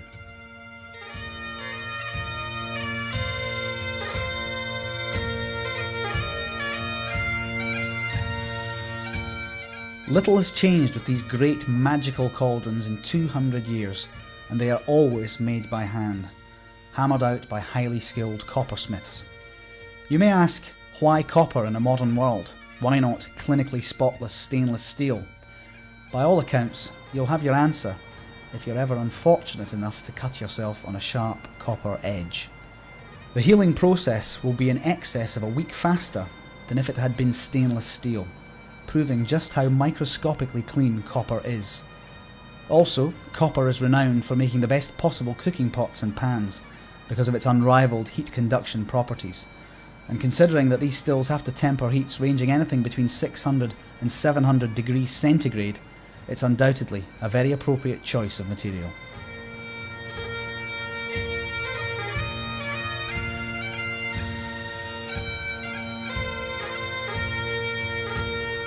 Surprising as it may sound, the flavour of the finished whisky is influenced greatly by the shape of the vessel it's distilled in. If a still has a short neck, the whisky is dominated by heavier oils, which give a more intense flavour, whereas a still with a long high neck will produce whisky of a much lighter character with less heavy oils in evidence.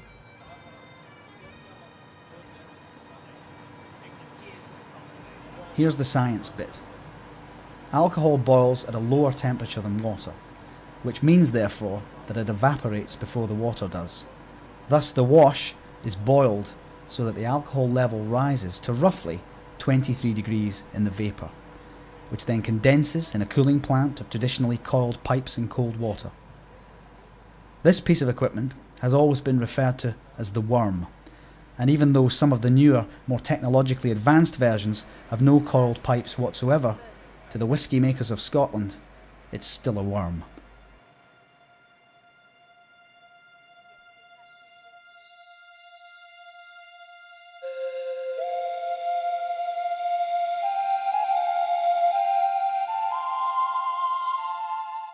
The distillation process is then repeated a second time, and as with the very early whisky makers with their gunpowder, the modern day distiller needs to bring all his skills to bear to successfully draw off the middle cut or main run of the spirit.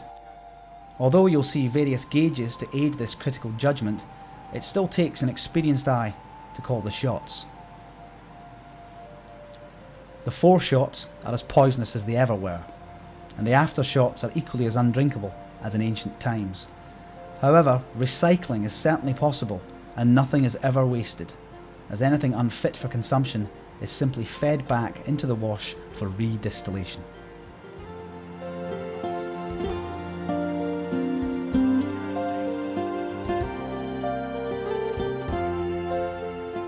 At this stage, the spirit is correctly termed as ethanol. It's not yet become whisky, and it's perfectly clear in colour. The alcohol content is also way higher than it should be, and so it's mixed with water in a whisky vat to make things a little more manageable. Finally, the potent concoction will be transferred to oak casks, some of which will have previously contained sherry, depending on the distillery, to mature for at least 3 years, allowing the whisky to mellow and to take on the rich golden colouring that we all know and love.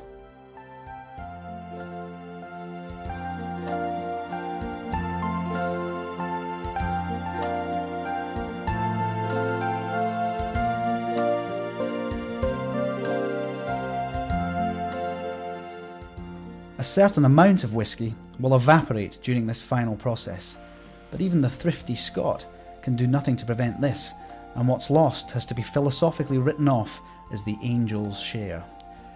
At Glenfiddich, there's also an opportunity to see the whisky being bottled, as this is one of the few distilleries to bottle on site.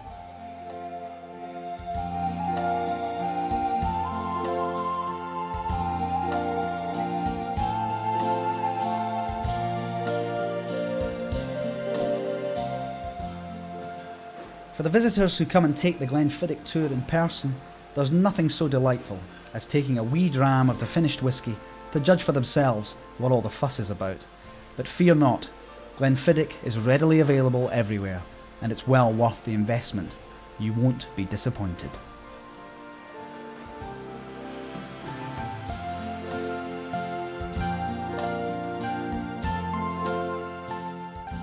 Having seen whisky being made in what has to be described as a state-of-the-art distillery, with roots very firmly based in tradition, there's one very significant aspect of the process that can be in danger of being overlooked. At the last stage of distillation, you have ethanol spirit that is colourless. It only becomes whisky after 3 years in storage. Therefore, something very special happens within the casks themselves, making what occurs over this prolonged maturing process very important. Our whisky trail now takes us to the Speyside cooperage, where oak casks are made and repaired to supply the whisky industry.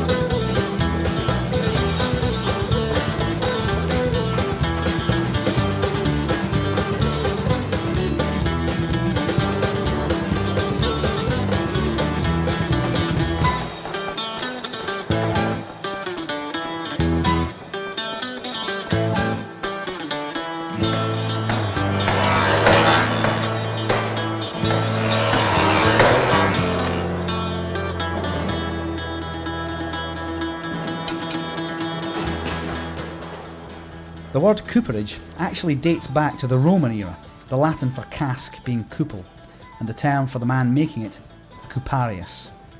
Little has changed in 2,000 years in the way that the casks are made, and if you look at the tools of the trade being used here, it wouldn't take much to believe that they'd been unearthed at some archaeological dig. It has to be oak. Only oak will impart the flavours required to give the whisky its distinctive character. For Scotch whisky production today, 97% of the oak used comes from North America. It's a light variety that is a favourite for its elegance and delicate flavouring for specialist malts.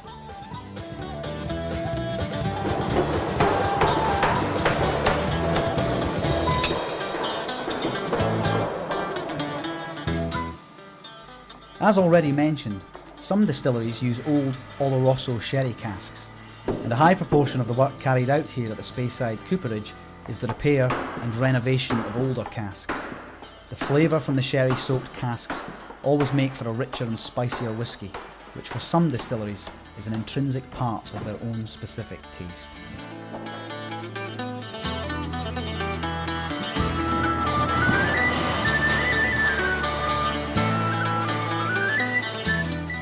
The parts of the cask, such as staves and hoops, should never be referred to as being fitted together.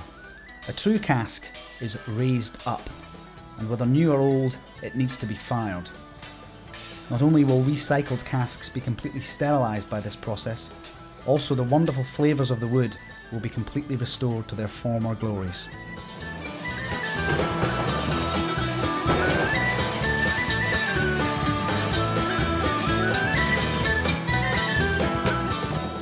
It may seem an awful lot of effort to go to, keeping so many of these quite ancient casks in circulation, but with a lifespan of 60 years and like the fine whisky they hold, improving with age, it's well worth such careful husbandry of resources.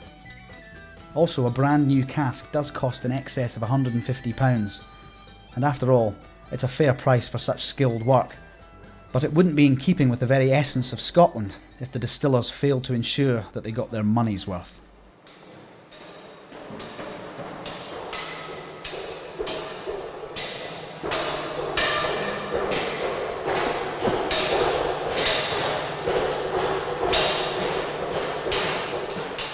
Waste, as you have seen, is just not an option in the production of Scotch whisky.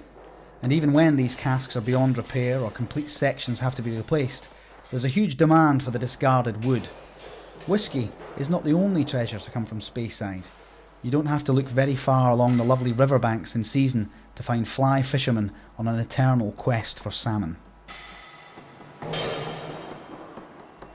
And of course, smoked salmon is a worldwide delicacy. So it'll come as no surprise that there are plenty of smokehouses in the area to make the most of Speyside's natural bounty. What you smoke the salmon with is absolutely key to the finished flavour, so what could be better than whisky-steeped wood shavings to cure your fish with? No small wonder that old casks are so highly prized.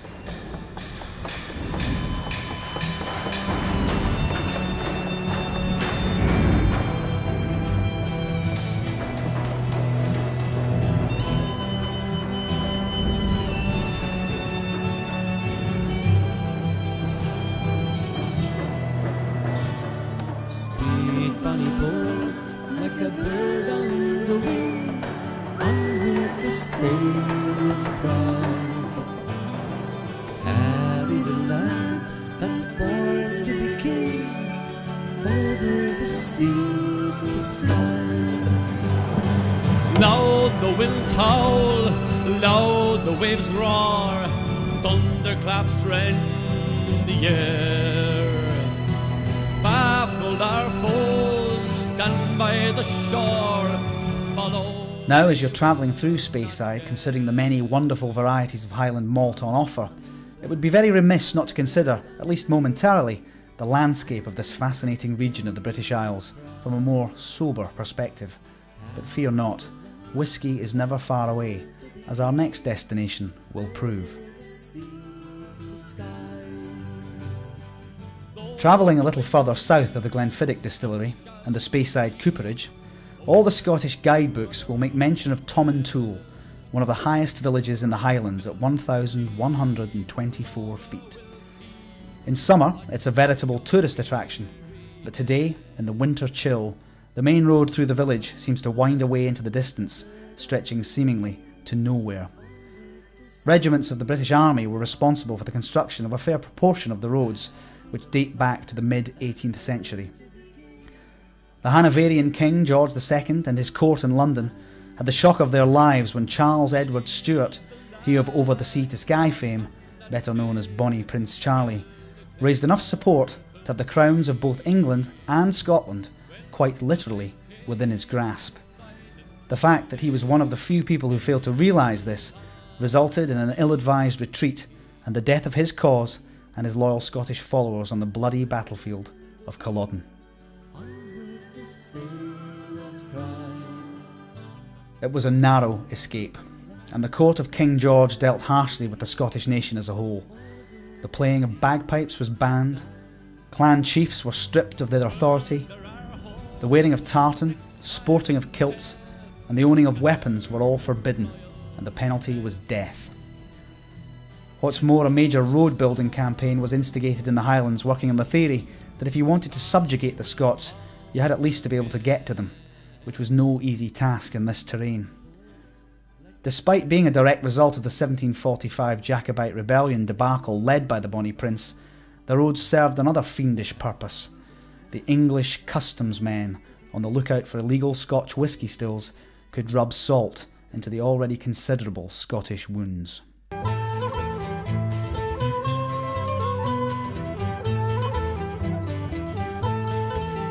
Oh, you Jacobites by name, lend an ear, lend an ear. You Jacobites by name, lend an ear. Oh, you Jacobites by name, your thoughts I will proclaim. Your doctrines I must blame, you shall hear, you shall hear. Your doctrines I must blame, you shall hear. What makes it right and wrong? By the law, by the law. What makes it right and wrong? By the law. What is right and what is wrong? A short sword or a long, a weak hand or a strong, for to draw, for to draw. A weak hand or a strong, for to draw. You Jacobites by name, lend an ear. And so, as is often the case on Speyside, we're back round to discussing whisky again. And from Tomintoul to Glenlivet, you're in the 19th century heart of whisky smuggling country.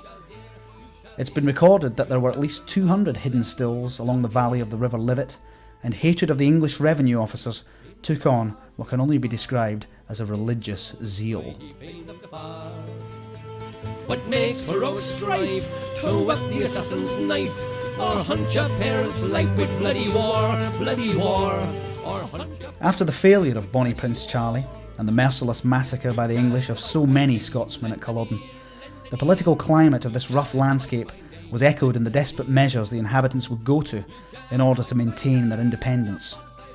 John Gow had been an ardent supporter of Charles Edward Stuart's cause, and in the aftermath of reprisals after Culloden, he changed his name to John Smith to protect his family from the wrath of the conquering militia from south of the border. A farmer by day, John Smith transformed into an illicit whisky distiller by night, and he would have considered it treason against the Scottish cause to take a licence and make his whisky production legitimate.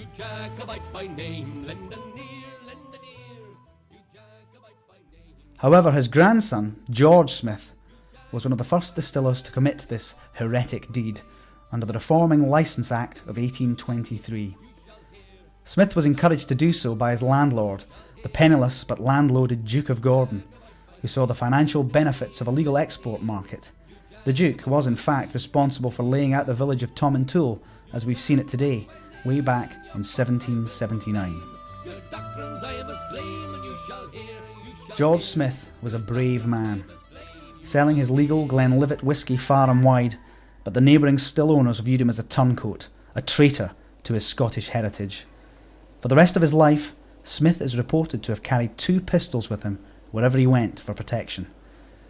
This is Minmore House, the property that George Smith built next to his Glenlivet distillery, evidently keen to be on hand in case of any trouble. Not only was George Smith's life always under threat, His livelihood was also attacked at every possible opportunity. Glenlivet quickly became very successful, and even King George IV, a later Hanoverian with a keen taste for wine, women and song, stated a preference for Glenlivet whisky, and every still owner in the district tried to get in on the act. Glenlivet brands sprang up in abundance, and George Smith had to take his case to law, fighting to become the rightful owner of the name Glenlivet. This is why, when you see the whisky of George Smith's company today, it's always prefixed as the Glenlivet. Livet, as in the river that gives its much fought-over name to this delightful whisky, actually means smooth-flowing one, and nothing could describe a wee dram of the Glenlivet better. This is a subtly balanced malt, offering a delicate bouquet with traces of both fruit and floral notes. The balance between medium sweetness and smooth dryness makes this a whisky that a novice would certainly enjoy, though at 43% it is a wonderful stronger option to encourage the developing palate. Also, as mentioned earlier, the Glenlivet could technically be labelled single malt Scotch whisky after just 3 years storage in the cask, but this distillery insists on a full 12 years for maturity to be reached, and some examples wait 21 years before bottling is even contemplated. Hey Johnny Cope, are you walking yet? Or are your drums beating yet? If you were a walking, then I would wait to gang to the coals in the morning. Cope sent a challenge frae Dunbar, saying, Charlie, meet me and you dare, and I'll learn you the art of war if you gang with me in the morning. When Charlie looked the letter upon, he drew his sword, the scabbard from. Come follow me, my merry men, and we'll meet Johnny Cope in the morning. Hop now, Johnny, be as good as your word. Come, let us try both fire and sword, and do nae flee like a frightened bird that's chased frae its nest in the morning. When Johnny Cope, he heard of this, he thought it wouldn't be amiss to have a horse in readiness to flee away in the morning.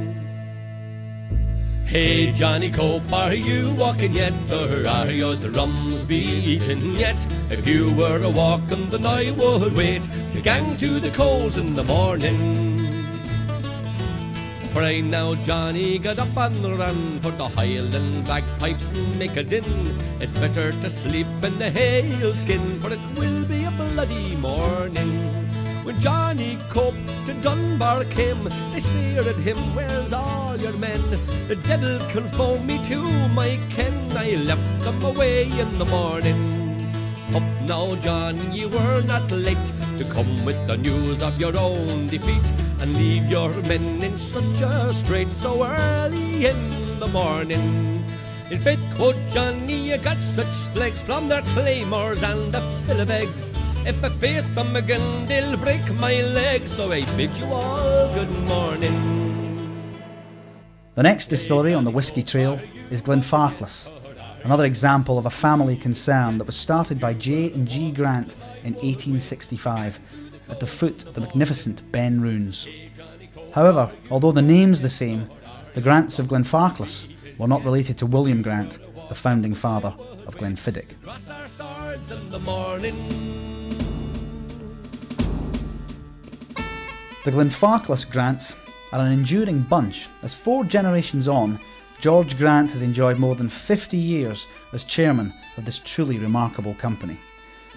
The future is assured in Grant's hands, as his son John is at present the company's MD. Whisky making must definitely run in this family's blood, as John Grant's son, another proud owner of the name George Grant, has in recent years started work at Glenfarclas, joining the family firm to learn all the tricks of the trade. A tough task indeed, and an incredibly high standard to live up to.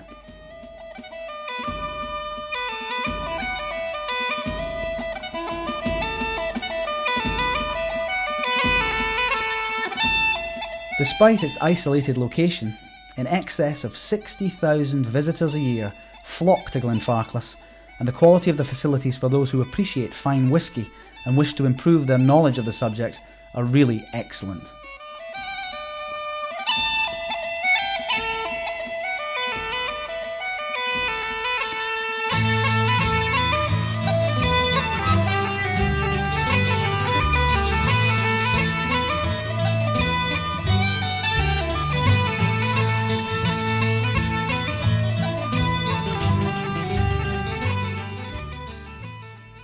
Taking a tour round this distillery is just like stepping back in time, with Glenfarclas proudly boasting that the only thing that has been changed here in getting on for 200 years is the label.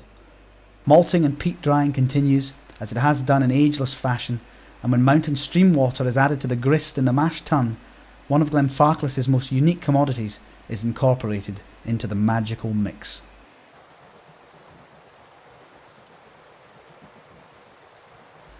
Anyone who comes to Speyside and naively suggests that water is just water will soon be re-educated as to the extra special properties of the pure Highland spring water used here.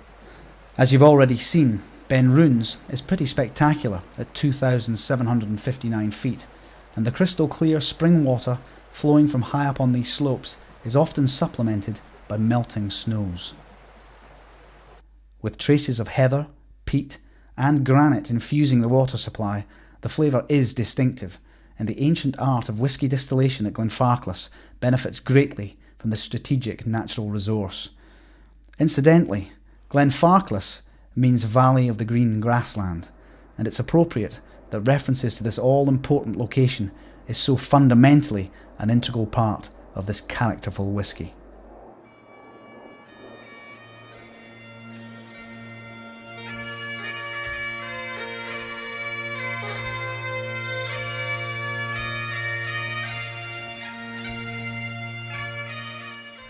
Once the distillation process has worked its magic on the very best of natural Scottish ingredients in the great bubbling copper pot stills, the resulting spirit is transferred to the finest Spanish sherry casks for the aging process to begin. At Glenfarclas, the whisky casks are stored for their allotted years in traditional stone warehouses, where the fine mountain air can add its own rare quality to the blend. These are probably the finest examples of their type that you're likely to see anywhere, with a number of them dating back to the 1800s.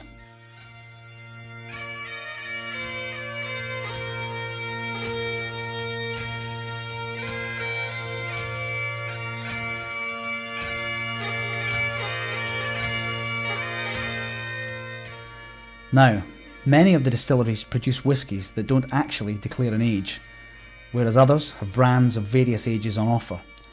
Glenfarclas has one of the widest age ranges available, and what's more, there are different strengths to choose from as well. From the 40% whisky that's typical of the majority of Highland malts, right through to an amazing 60% that is an absolute delight for the serious whisky drinker. Generally, Glenfarclas is acknowledged as one of the classic malts, with a rich sherry bouquet, a well-rounded fruity body, and a delicious mellow character. But do keep your eyes open on your travels for Glenfarclas 105. Cask strength at 60% proof. It has a deep, peaty flavour, fine, rich golden colour, and all the smoothness and dryness that you'd expect of a whisky of this quality.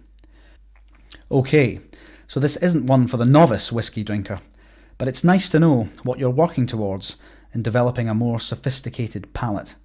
And this single malt is most definitely to be savoured. If you're just starting out, pop this whisky down on your must-try list of precious treasures to look forward to in the not-too-distant future.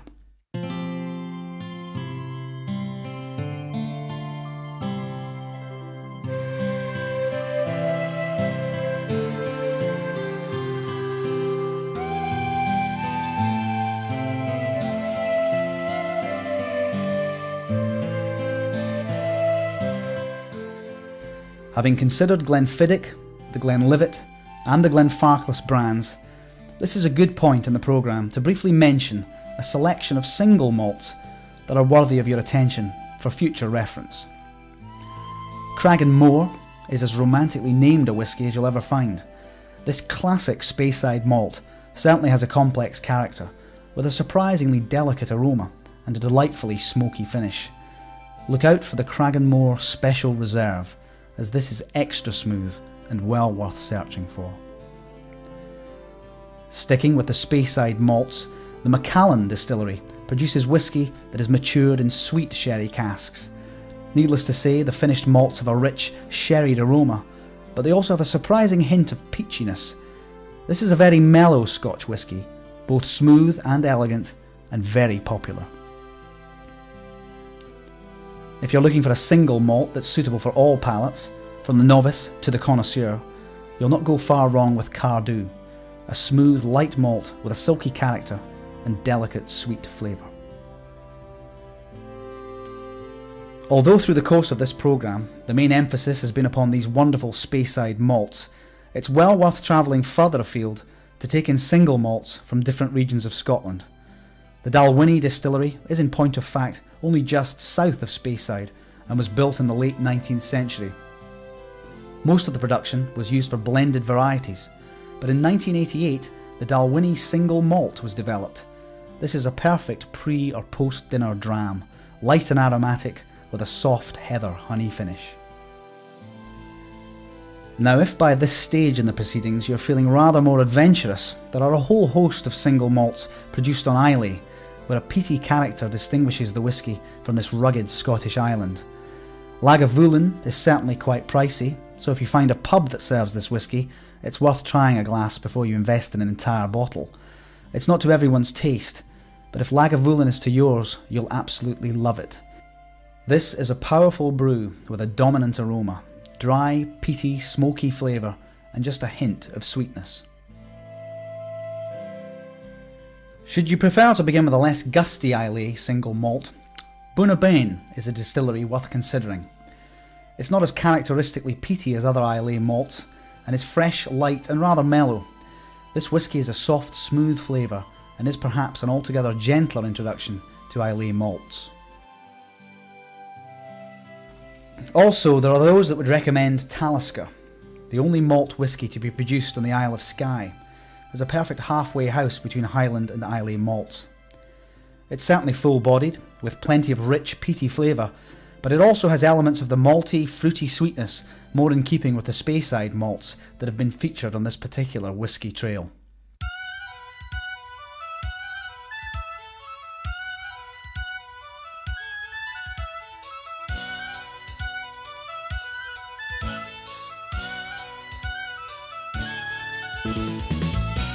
As our whisky trail is rapidly running out of time, it's only right and proper that we should conclude our journey by returning to Speyside and the region's oldest distillery to still be in production, Strathisla. Founded in 1786, records show that heather ale was made here by local clerics in the early 13th century, where a plentiful supply of barley and pure local spring water from a holy well made brewing very convenient. This was undoubtedly why the Milton distillery, as Strathisla was first known, chose this ideal location in the 18th century. Strathisla is one of the most beautiful of the traditional distilleries in the Scottish Highlands, and visitors who come here are never disappointed. Fortunately, the same can be said for the devoted whisky drinker. A Strathisla 12-year-old malt at 43% proof is another precious treat for the connoisseur. Everything about this whisky is big and robust, with a full flavour and masses of fruitiness. There's an unexpected nutty, sherried sweetness to this hard-hitting malt, and as your palate becomes more sophisticated, it's definitely a whisky that you'll really enjoy.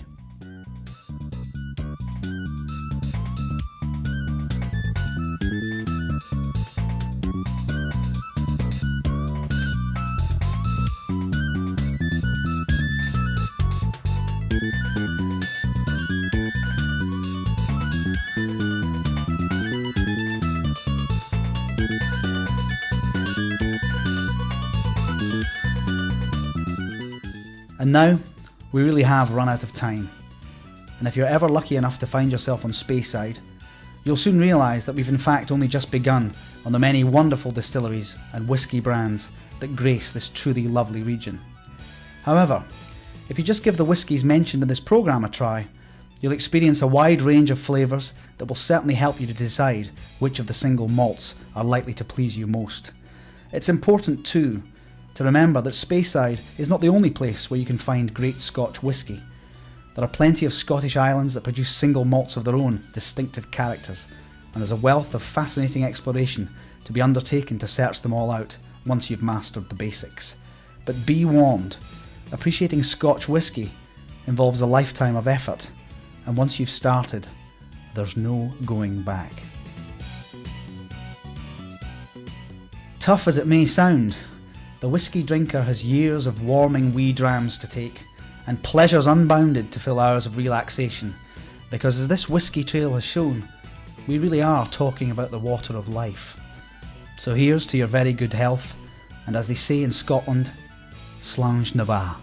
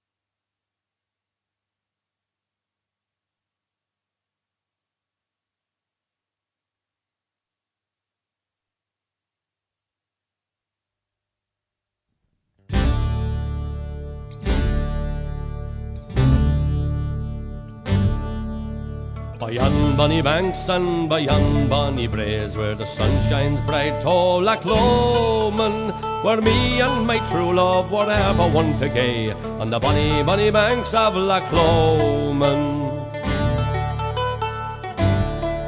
So you'll take the high road and I'll take the low road, and I'll be in Scotland afore ye. But me and my true love will never meet again on the bonny, bonny banks of Loch Lomond. 'Twas there that we parted on yon shady glen, on the steep, steep side of Ben Lomond, where in the purple hue the Highland hills we view, and the moon coming out in the gloaming. So you'll take the high road and I'll take the low road, and I'll be in Scotland afore ye.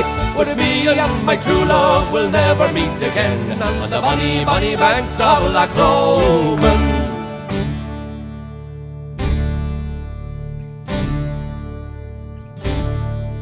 Well, the wee birdies sing and the wildflowers spring, and the sunshine, the waters are sleeping, but the broken-hearted kens nae the second spring, though the water may cease frae the greeting, the water may cease frae the greeting. Oh, you take the high road and I'll take the low road, and I'll be in Scotland afore ye.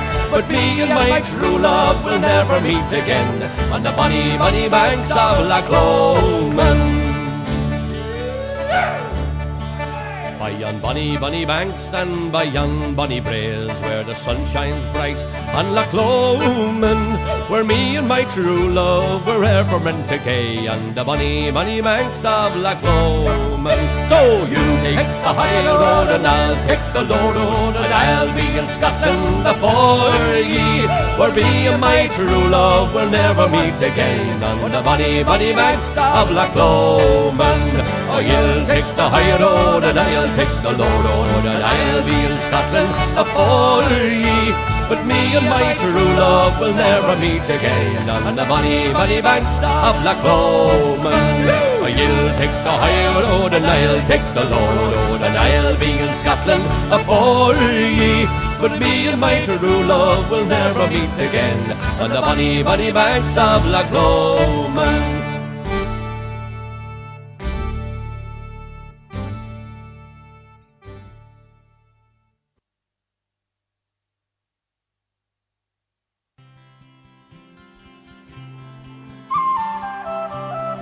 Oh, the summer time is coming, and the leaves are sweetly turning, and the wild mountain thyme all around the purple heather. Will you go, lassie, go? And we'll all go together to the wild mountain thyme all across the purple heather. Will you go, lassie, go? I will build my lover bower by yon cool crystal fountain, and on it I will pile all the flowers of the mountain. Will you go, lassie, go? And we'll all go together to the wild mountain thyme all across the purple heather. Will you go, lassie, go? I will range through the wild and the deep glens sae dreary, and return with my spoils to the bower of my dearie. Will you go, lassie, go? And we'll all go together through the wild mountain thymes all across the purple heather. Will ye go, lassie, go?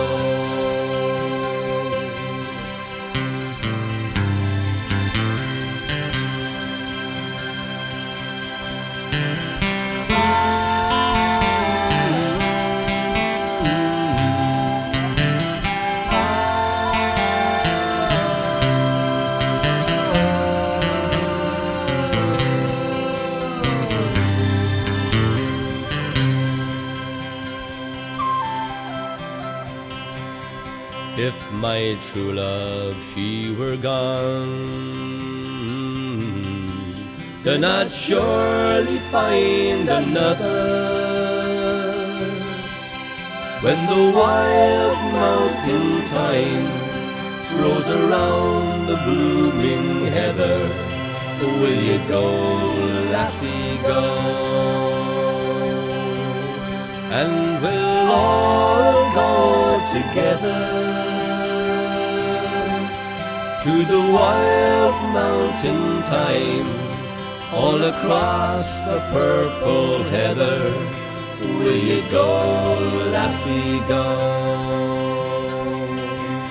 And we'll all go together to the wild mountain thyme all across the purple heather. Will you go, lassie, go? Will you go, lassie, go? Will you go, lassie, go? Will you go, lassie, go? Will you go, lassie, go? Will you go, lassie, go?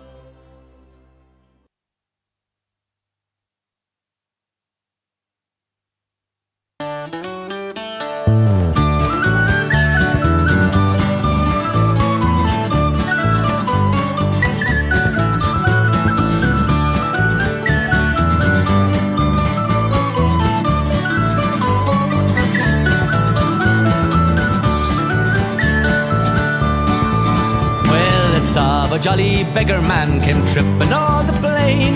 He came unto a farmer's door, his lodgings for to gain. The farmer's daughter, she came down to mew him cheek and chin. She said, he is a handsome man, I pray we take him in. We'll go no more roving in the night. We'll go no more roving let the moon shine so bright. We'll go no more a-roving.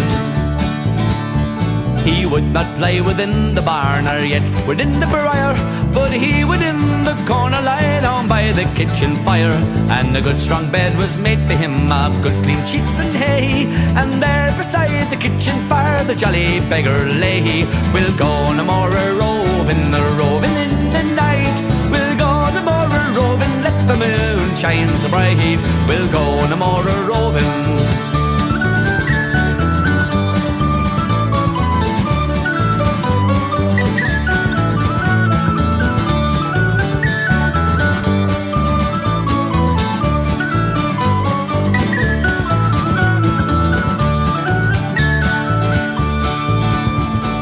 Farmer's daughter, she came down to bolt the kitchen door, and there she saw the naked beggar standing on the floor. He took the girl in both his arms and to the bed he ran. Kind sir, she said, be easy now, you're breaking our good man. We'll go no more a-roving, a-roving in the night. We'll go no more a-roving, let the moon shine so bright. We'll go no more a-roving. Now you are no beggar, you are some gentleman, and you have stole my maidenhead, and I am quite undone. I am the lord, I am the squire of beggars, I be one.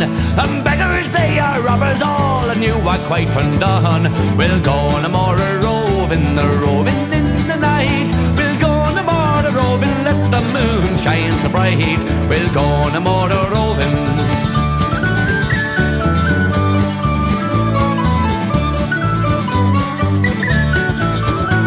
We'll go no more roving, roving in the night. We'll go no more roving, let the moon shine so bright. We'll go no more roving.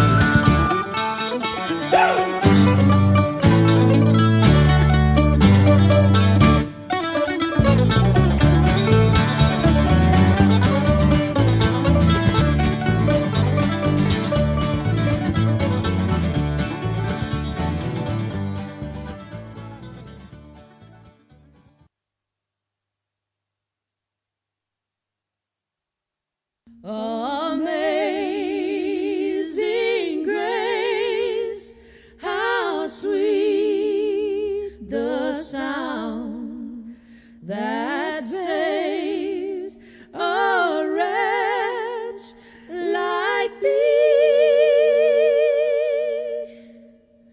I once was lost, but now I'm found, was blind, but now I see. God's grace first taught my heart to fear. His grace my fears relieved. How precious did that grace appear, than the hour when I first believed. When we've been here 10,000 years, bright shining as the sun, we've no less days to sing God's praise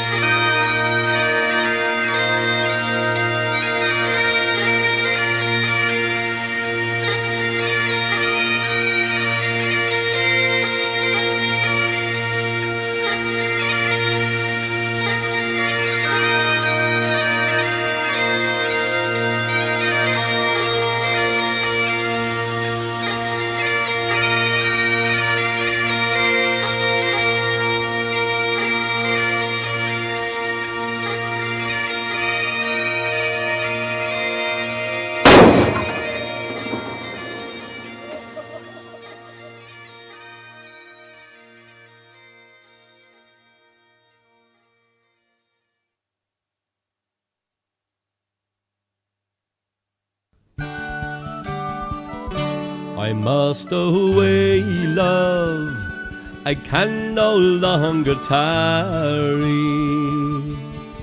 This morning's tempest I can't cross. I must be guided without a stumble into the arms I love the most.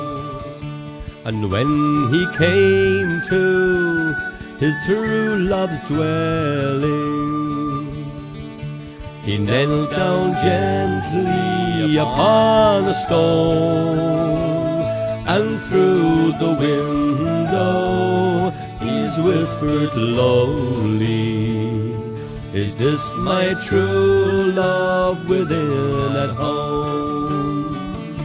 She's raised her head from her down-sopped pillow, she's raised her blanket from off her breast, and through the window she's whispered lowly, who's that disturbing me at my night's rest?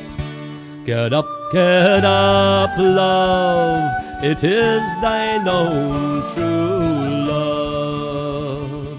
Get up, love, and let me in, for I am tired, love, and oh so weary, and more than near drenched to the skin. So she got up with the greatest pleasure, and she got up and let him in, and they were locked in each other's arms until the long night was past and gone. And when the long night 'twas past and over, and when the small clouds begin to grow, he's taken her hand and they kissed and parted. Then he saddled and mounted and away did it go. I must away, love, I can no longer tarry. This morning's tempest I have to cross. I must be guided without a stumble into the arms I love the most.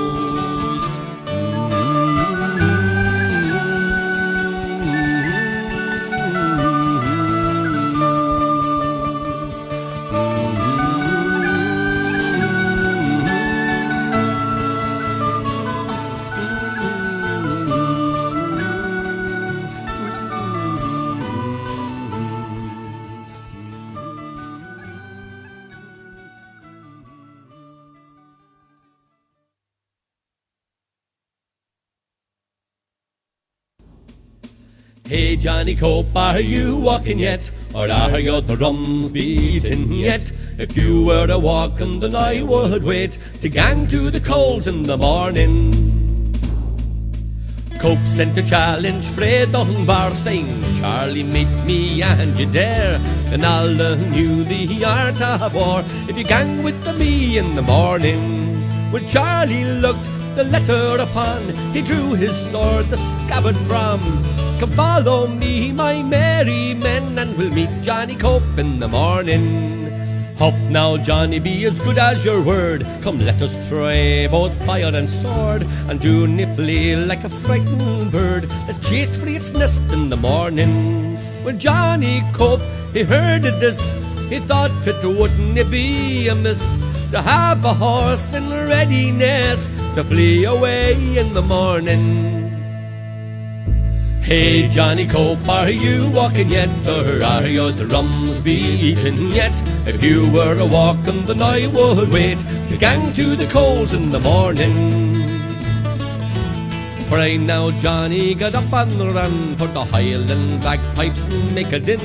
It's better to sleep in the hailskin, for it will be a bloody morning. When Johnny Cope to Dunbar came, they sneered at him, where's all your men? The devil conform me to my ken, I left them away in the morning. Up now, John, you were not late to come with the news of your own defeat, and leave your men in such a strait so early in the morning. In faith, quoth Johnny, you got such flakes from their claymores and the fill of eggs. If I face them again, they'll break my legs, so I bid you all good morning. Hey Johnny Cope, are you walking yet? Or are your drums beating yet? If you were a walking, then I would wait to gang to the coals in the morning. Hey Johnny Cope, are you walking yet? Or are your drums beating yet? If you were a walking, then I would wait to cross our swords in the morning.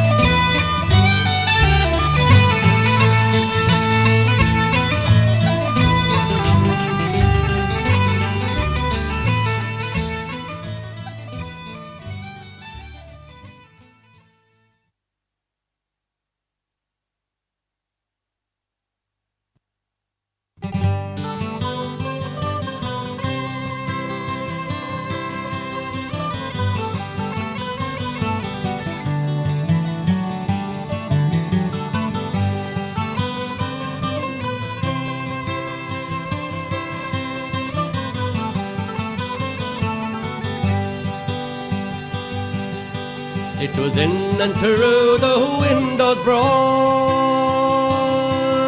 and there the turly-whirlies art. The sweetest kiss I ever got was from my dainty Davy. Oh, leaves me on your curly brow, dainty Davy, dainty Davy. Ah, leaves me on your curly brow, I am my own dear dainty Davy. 'Twas down among me daddy's peas, underneath all those cherry trees. Oh, there he kissed me as he pleased, for he was my own dear Davy. So leaves me on your curly brow, dainty Davy, dainty Davy. And leaves me on your curly brow,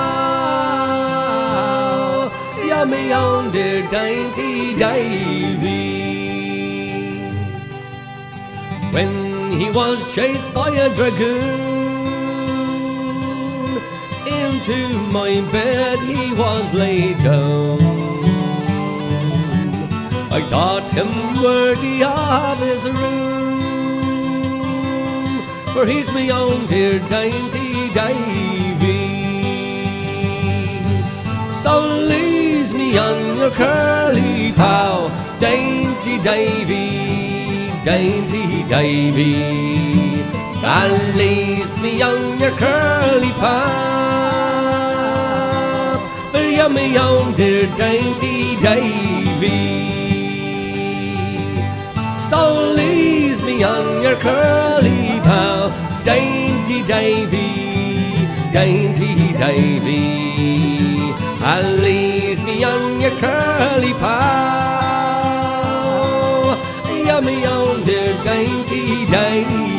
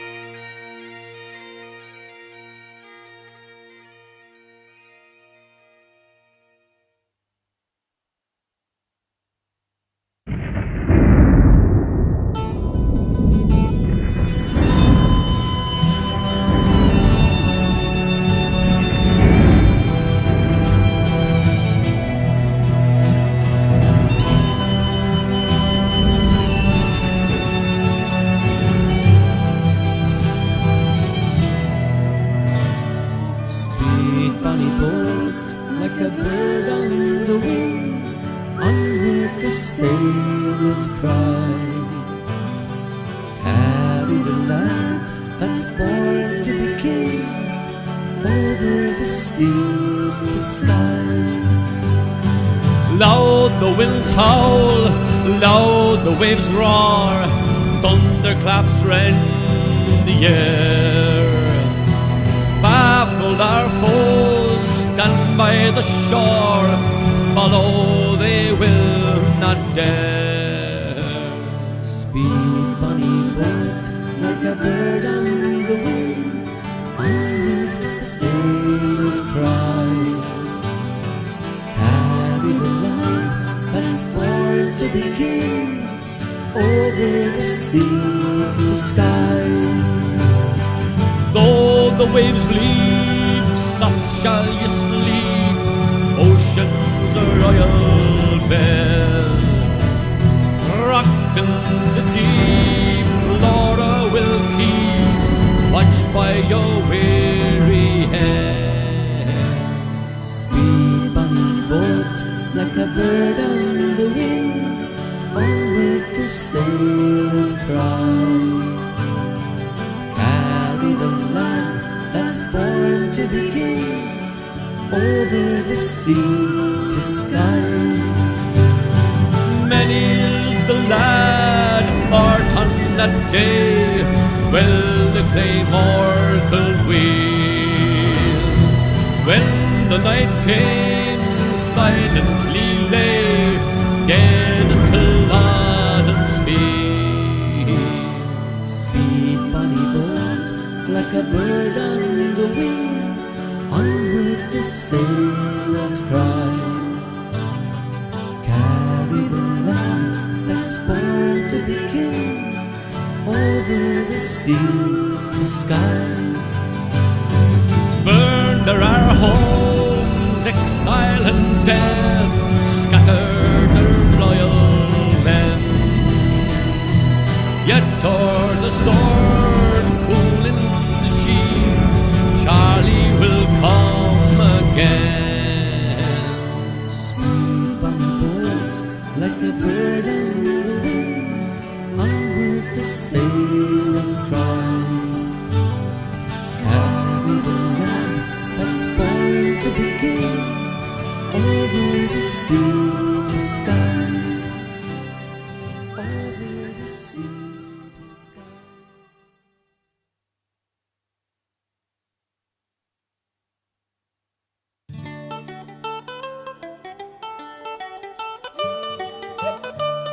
All right, Rob. You say yourself very well, eh?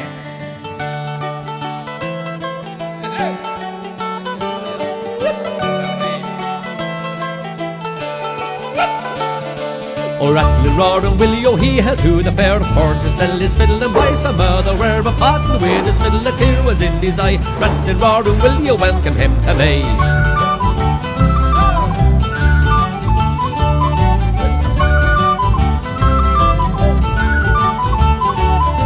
Oh, Willie, come sell your fiddle, oh, sell your fiddle so fine. Oh, Willie, come sell your fiddle and buy a pint of wine. If I were to sell me fiddle, the world would think I was mad. Where your aunt today, oh, me and me fiddle I had.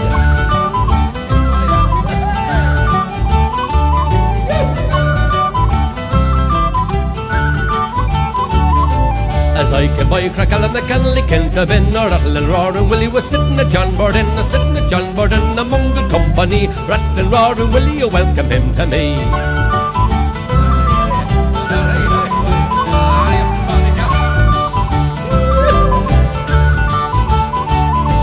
Oh, will you come sell your fiddle, oh, sell your fiddle so fine. Oh, will you come sell your fiddle and buy a pint of wine. If I were to sell me fiddle, the world would think I was mad. Many your aunt today, a me and me fiddle I had.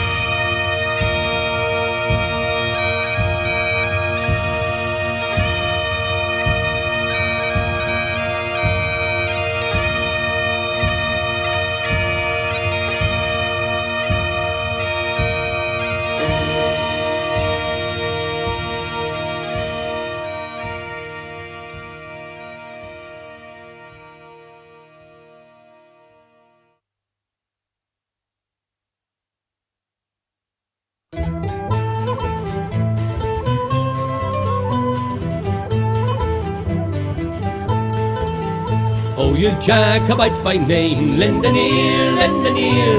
You Jacobites by name, lend an ear. Oh, you Jacobites by name, your faults I will proclaim. Your doctrines I must blame, and you shall hear, you shall hear. Your doctrines I must blame, and you shall hear. What makes it right and wrong? By the law, by the law. What makes it right and wrong? By the law. What is right and what is wrong? A short sword or a long? A weak hand or a strong? For to draw, for to draw. A weak hand or a strong? For to draw.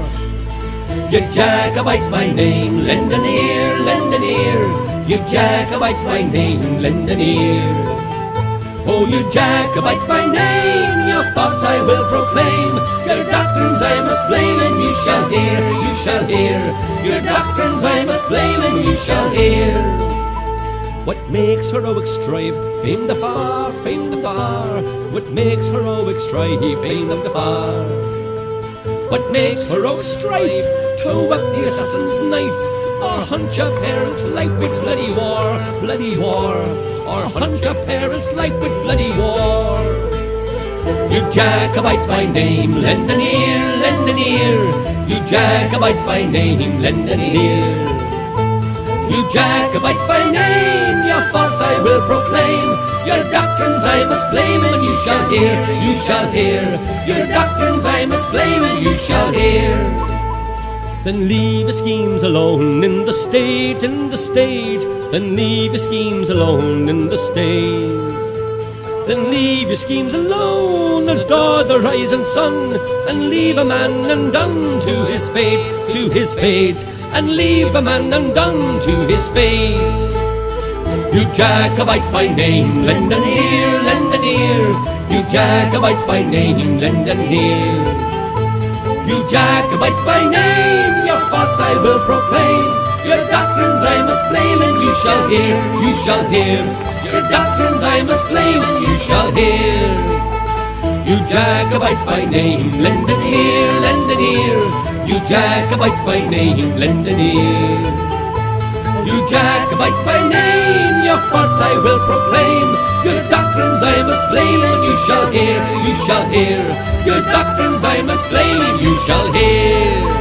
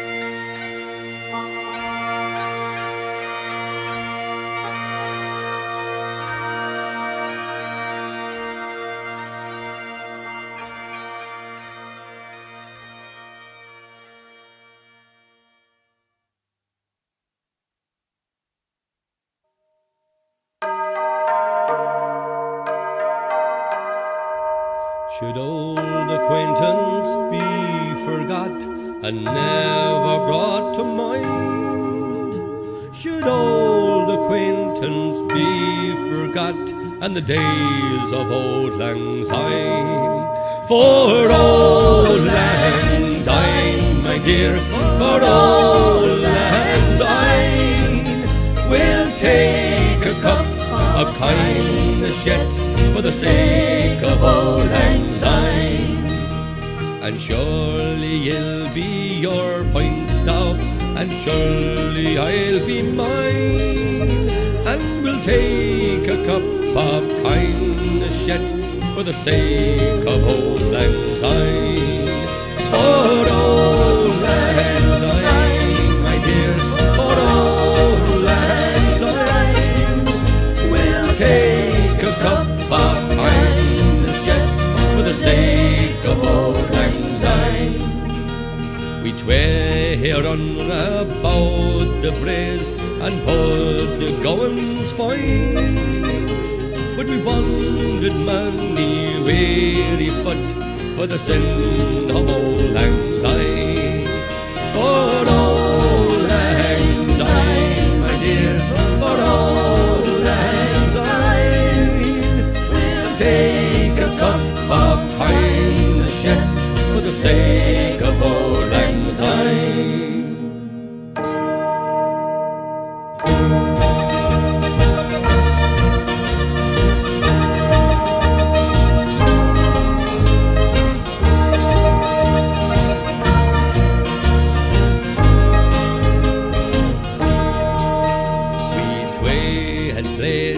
In the burn from morning till dine, but seas between us bray rod sin old lang syne.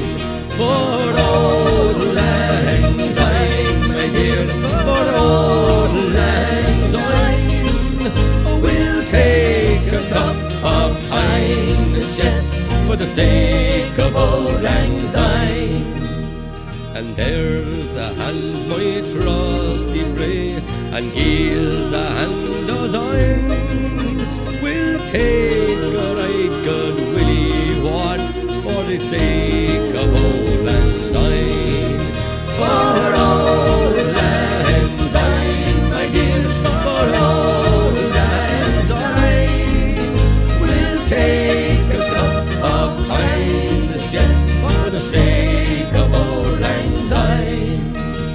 Should old acquaintance be forgot and never brought in mind?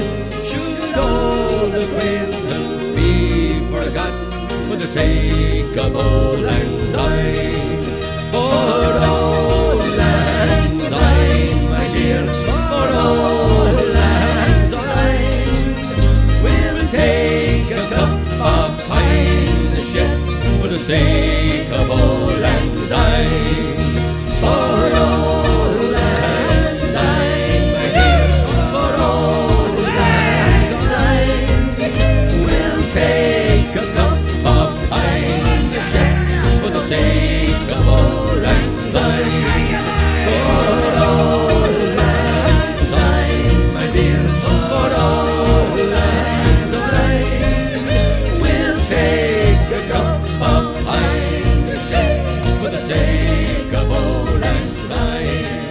For old lang syne, my dear, for old lang syne, we'll take a cup of kindness.